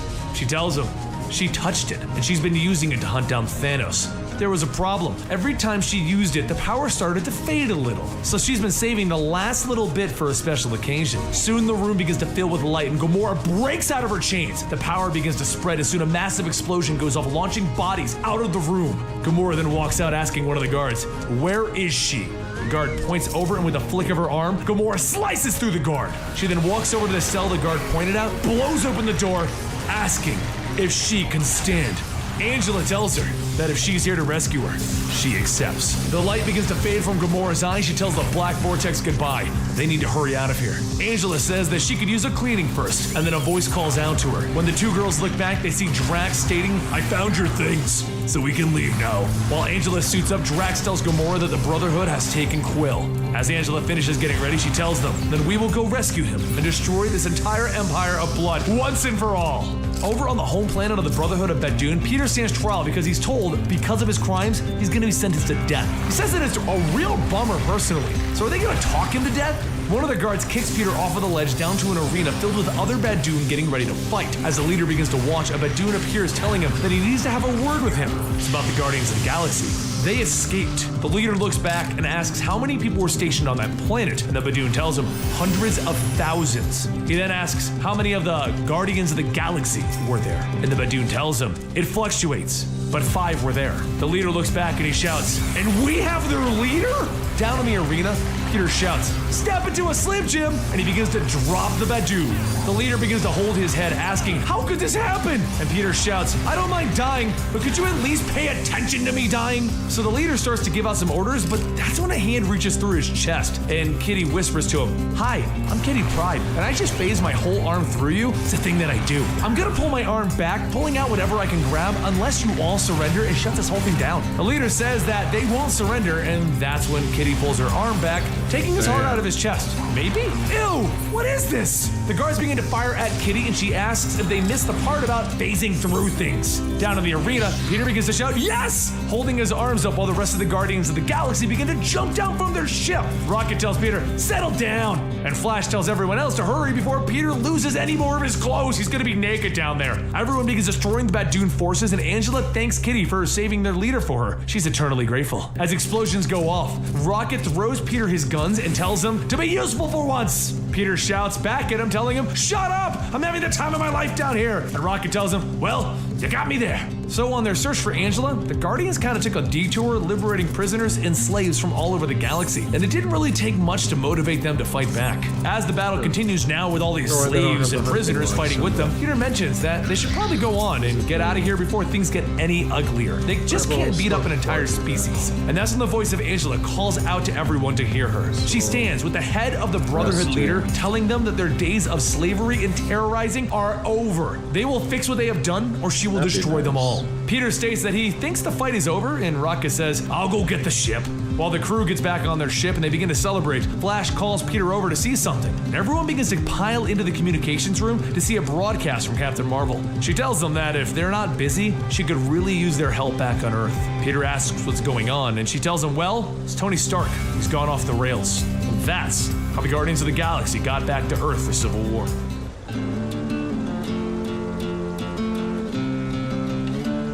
While Ben Grimm dreams of the girl that he left behind on the planet, the one who seemed to adore him, yet he didn't understand a single word from her, and somehow they apparently became space married, they hit the road in a manner of speaking, until they got a call from Captain Marvel. She told him that there was an issue on Earth that she would like them to return for. If you've been missing it on Earth, there was an Inhuman discovered who can see the future. Captain Marvel wants to use these visions to arrest people before they can act, while Tony Stark wants to run more tests and figure out a different plan. This has led to a battle between the heroes, known as Civil War II, and there's an entire video focusing on that storyline alone. But knowing that she would need some backup, Captain Marvel called on her friends. The team puts it to a vote as not everyone wants to return to Earth. Angela votes that they return, and Peter Quill votes it as well. Drax says that he's ambivalent, and Groot says, I am Groot. Gamora raises her hand while Rocket is growling, and so does Kitty. And Flash Thompson leans in to vote yes, while Ben Grimm tells everyone, just great. So if I vote no, I'm the jerk. They ask him why he left anyway, and he tells them, one of the reasons was because I didn't want to be involved in any more superhero fighting. And Kitty asks him what the other reason was, as he sadly walks away. I'm gonna get a snoozer.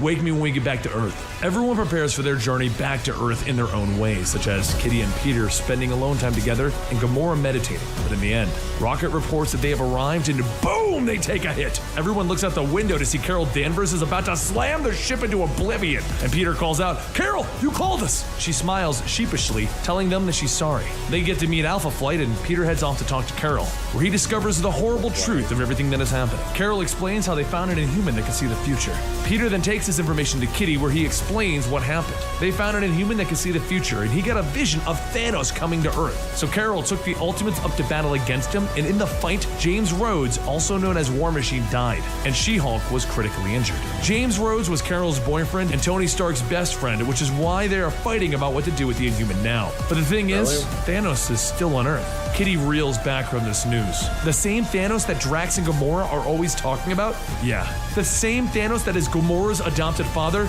I do believe that there's only one Thanos, Kitty. The same Thanos that Gamora has been looking all over the galaxy for? Yeah. Where's Thanos now? Danvers didn't say. We have to tell Gamora. She'll be thrilled. And Peter looks away. Peter, you have to tell Gamora. She won't be thrilled, Kitty. You have to tell her, Peter. Go right now and tell her. You don't understand, Kitty. Thanos does something to her. Every time that she's gotten to him, he gets in her head and he escapes. People, friends have died trying to help her. What if this once, just this once, we think about our actions and not tell her? But what will we do if Gamora finds out that we didn't tell her? Yeah.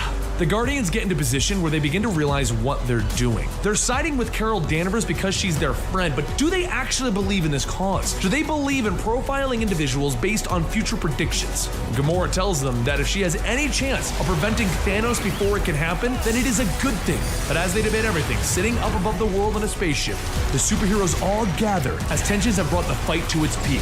And since the Guardians have a cloaking device on, no one can even tell that they're there. Ben Grimm looks down, seeing the obvious stuff that has changed while he was gone, such as 2 Captain Americas and 2 Iron People. While they all sit there itching to join the fight, Carol radios up to wait for her signal. Everyone puts on their masks and they get their weapons ready. In an epic fashion, Carol tells Tony that he's under arrest and not to worry about her numbers. She has friends. The Guardians all leap out of their spaceship, ready to fight this out. The fight was intense and many people were injured. But this comic does not tell us the story of this fight. The Civil War II comic did.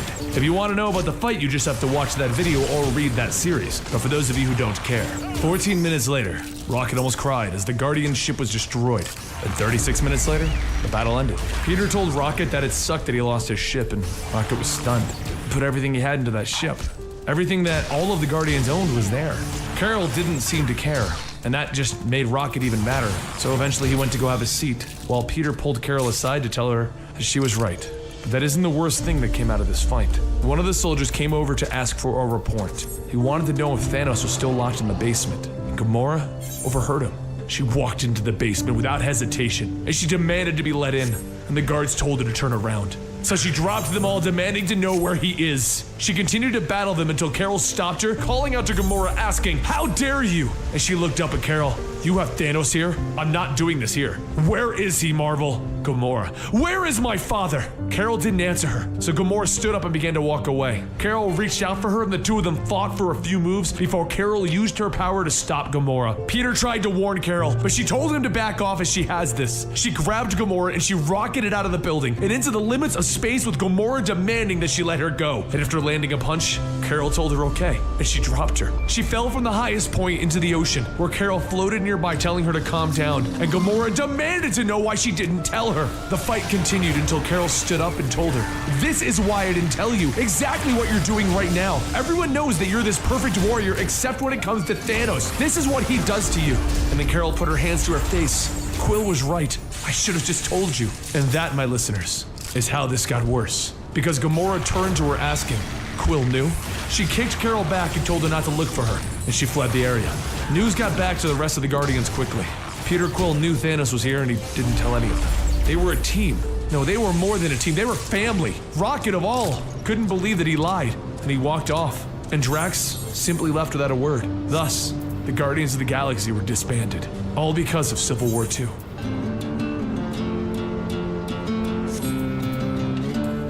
Gamora looks over the city that is her objective. Her father is Thanos, and her mission has been to kill him. And Peter Quill neglected to tell her where he was being held. She looks at the most secure building on the planet, the S.H.I.E.L.D. headquarters, the prison of Thanos from a distance. She knows what she has to do, and she's going to do it alone.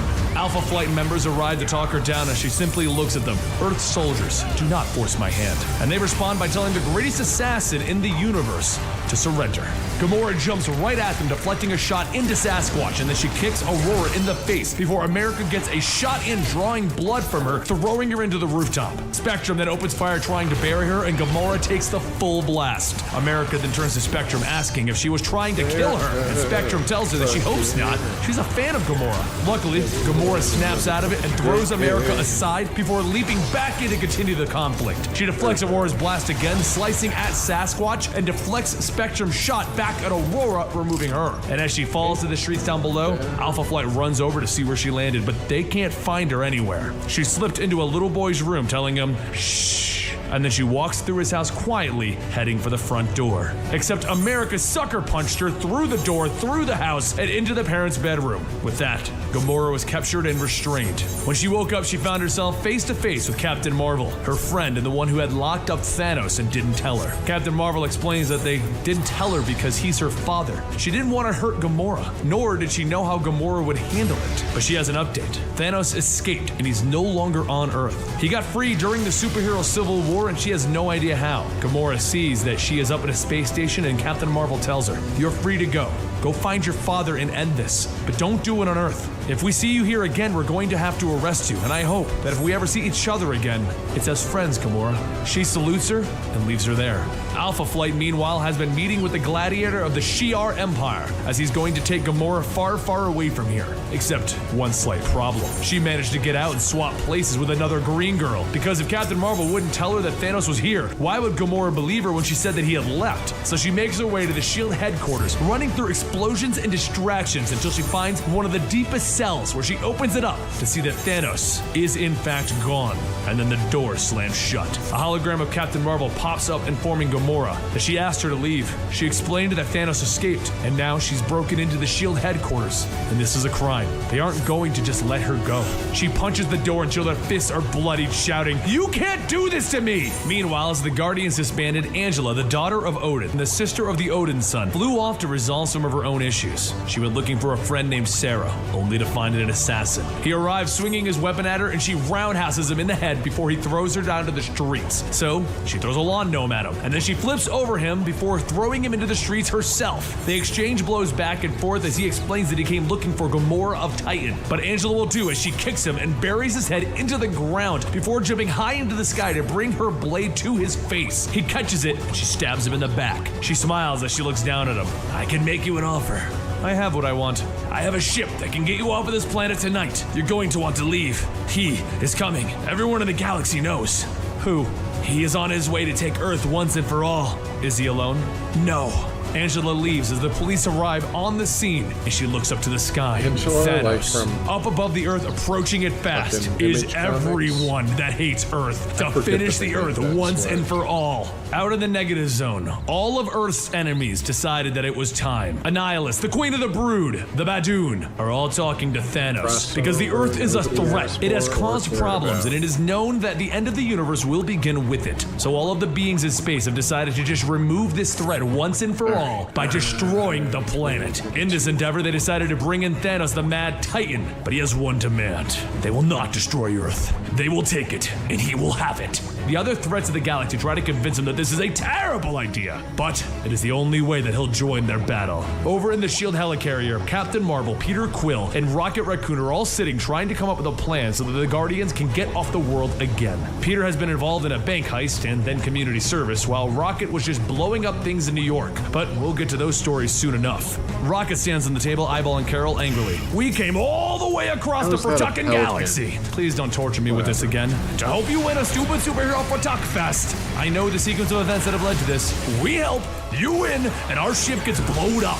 Peter turns to her. Carol, there has to be something you can do to help us. And she pulls up a map that leads to a Earth spaceship scrapyard with Rocket's eyes going wide. You have a Fortucking spaceship graveyard and I'm just now hearing about it? Meanwhile, over at the Brooklyn Bridge, Kitty Pryde and Ben Grimm the Thing, two former Guardians of the Galaxy, look up to see the invasion. Groot, who has moved over to Central Park to become a tree living a peaceful life, is suddenly shrouded by these ships. Right. To which he says, I am Groot. And Flash Thompson, Venom, looks out the window as he was trying to get a new job, and he sees it approaching. The Guardians might not be friends right now, but they see when they're needed.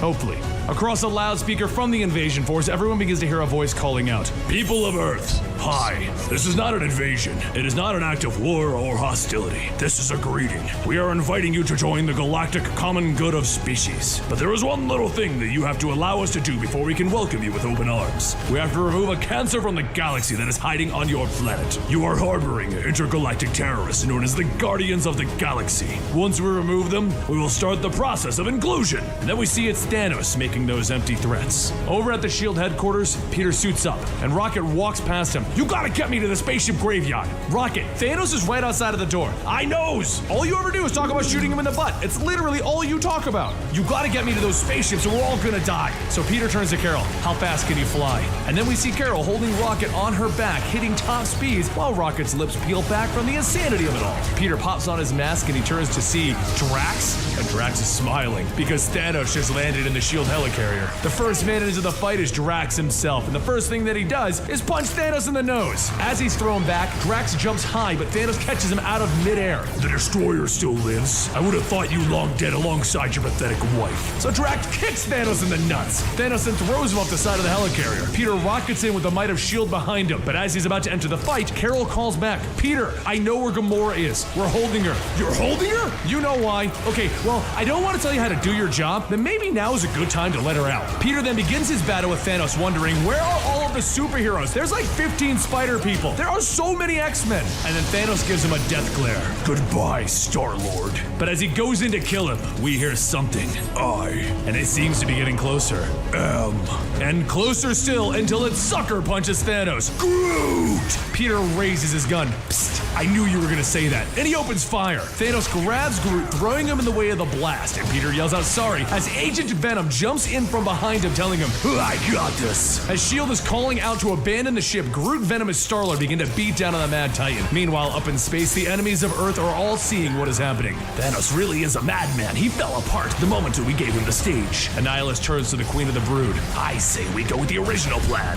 And the Badoom Command agrees. Thus, they begin the destruction of Earth with Thanos still on it. Down on the planet, Thanos reaches out for Peter to try and finish him off, only to have Kitty Pryde arrive, sticking her fingers up Thanos' nose so that she can flip over his head. She then phases him through the floor, dropping him down to the planet where a rocky fist is awaiting. And as he lands, we hear the famous line, it's clobbering time! You're welcome, Shins! And then he throws Thanos as far as he can hit him. Thanos gets up, blood dripping from his face. I will make you all watch them burn! Meanwhile, as the attack force gets ready for the massive destruction of Earth, they call out for the Queen of the Brood to give the word, but instead they hear another voice. The Queen of the Brood will no longer be joining your alliance of blood. And then we see Angela sitting on the throne. She and the rest of her kind have fallen. I am Angela, the Hunter Angel, the Odin's daughter, and never come back. And with that, she smiles. Annihilus and the Badoom Command structure all agree. It's time to leave. Except as they go for their grand escape, there's something standing in their way. Captain Marvel and a horde of ships that Rocket Raccoon rebuilt. Down on Earth, every Guardian of the Galaxy, except for a missing Tony Stark, stands before the fallen Mad Titan.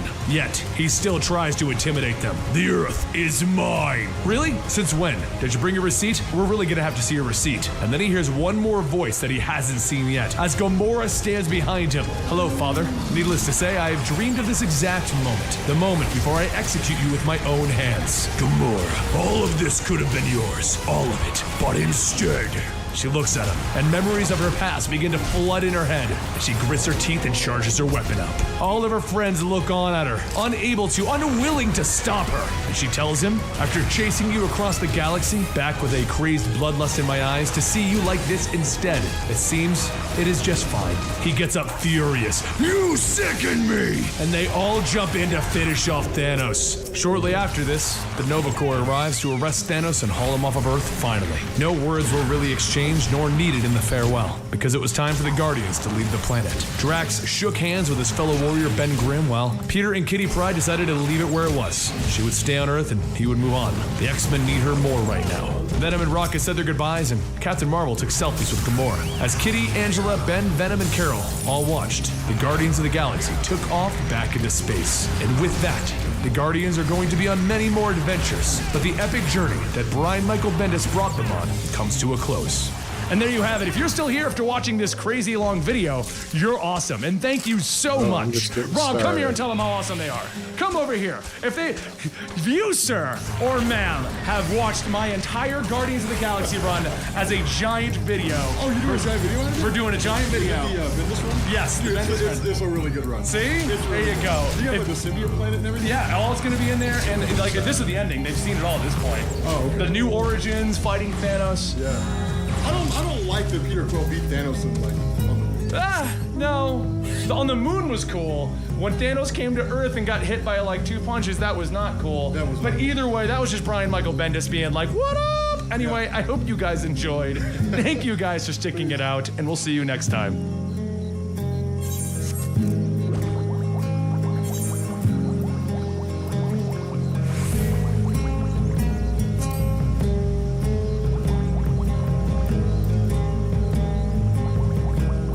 Oh no, I need to go to outer.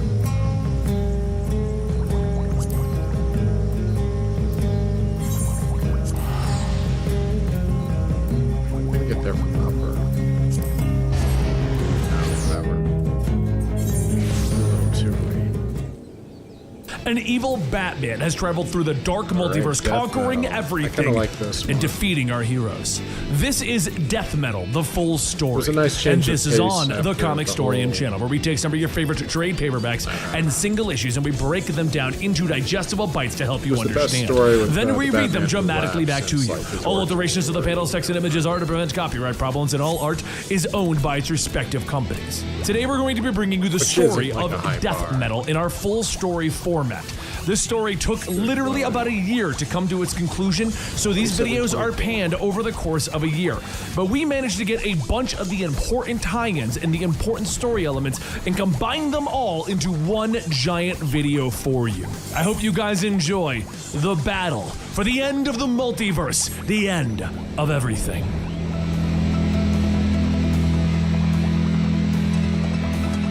A rumble in the dark and the light clicks on. Sergeant Rock stands there smoking a pack of cigarettes, smiling. Well, look who it is. I told him you'd show up. Someone tells him to hurry up, but he yells, "You gotta be quiet." He lets the person know that the battle is raging, that they've got a real turd burger topside. Another blast. It's like you're at a drive-thru and out comes a juicy half-pounder with curly fries, and you bite into it, bam, turd. And your fries, kablam, curly turds. He tells him, but Rock smiles, telling the person to take that burger and shove it down the waiter's throat. "'Cause we're still fighting back," he tells them, holding up a massive rifle. "And we're gonna have some fun doing it. Hoorah!" In the realm of the DCU, Wonder Woman lowers her whirling chainsaw, sparks flying, reflecting and illuminating her wielder's goggles. A voice calls out, gaining her attention. "I bring news." Swamp Thing tells her, his body smoking and smoldering. "Well, good or bad?" she asks, pulling down the goggles and staring at her friend. Alec looks at her, telling her, "He's bringing a prisoner." Huh, I didn't know there were any villains left in the world above to imprison here, Diana notes, but Swamp Thing stares solemnly up at the ceiling. "Oh, I can think of a few hundred at least. Pointy ears, bats on their chest," he tells his friend. Wonder Woman asks who are they bringing, but Alec isn't sure. "It's someone important. He has muscle with him. I sense 3 bats," he tells her. Diana is shocked at who could warrant such a guard. They walk out of the chamber, leaving her chainsaw idle and the invisible jet waiting quietly. Donning her full regalia, Wonder Woman walks through the prison, bringing cries of freedom to the villains in prison there. Even the Joker leans out of his cell with bat-shaped sunglasses on his face. "Psst, Wonder Woman, I think you're doing a bang-up job." He smiles at her. Alec pulls out the vines, grasping the glasses, ripping them off his face.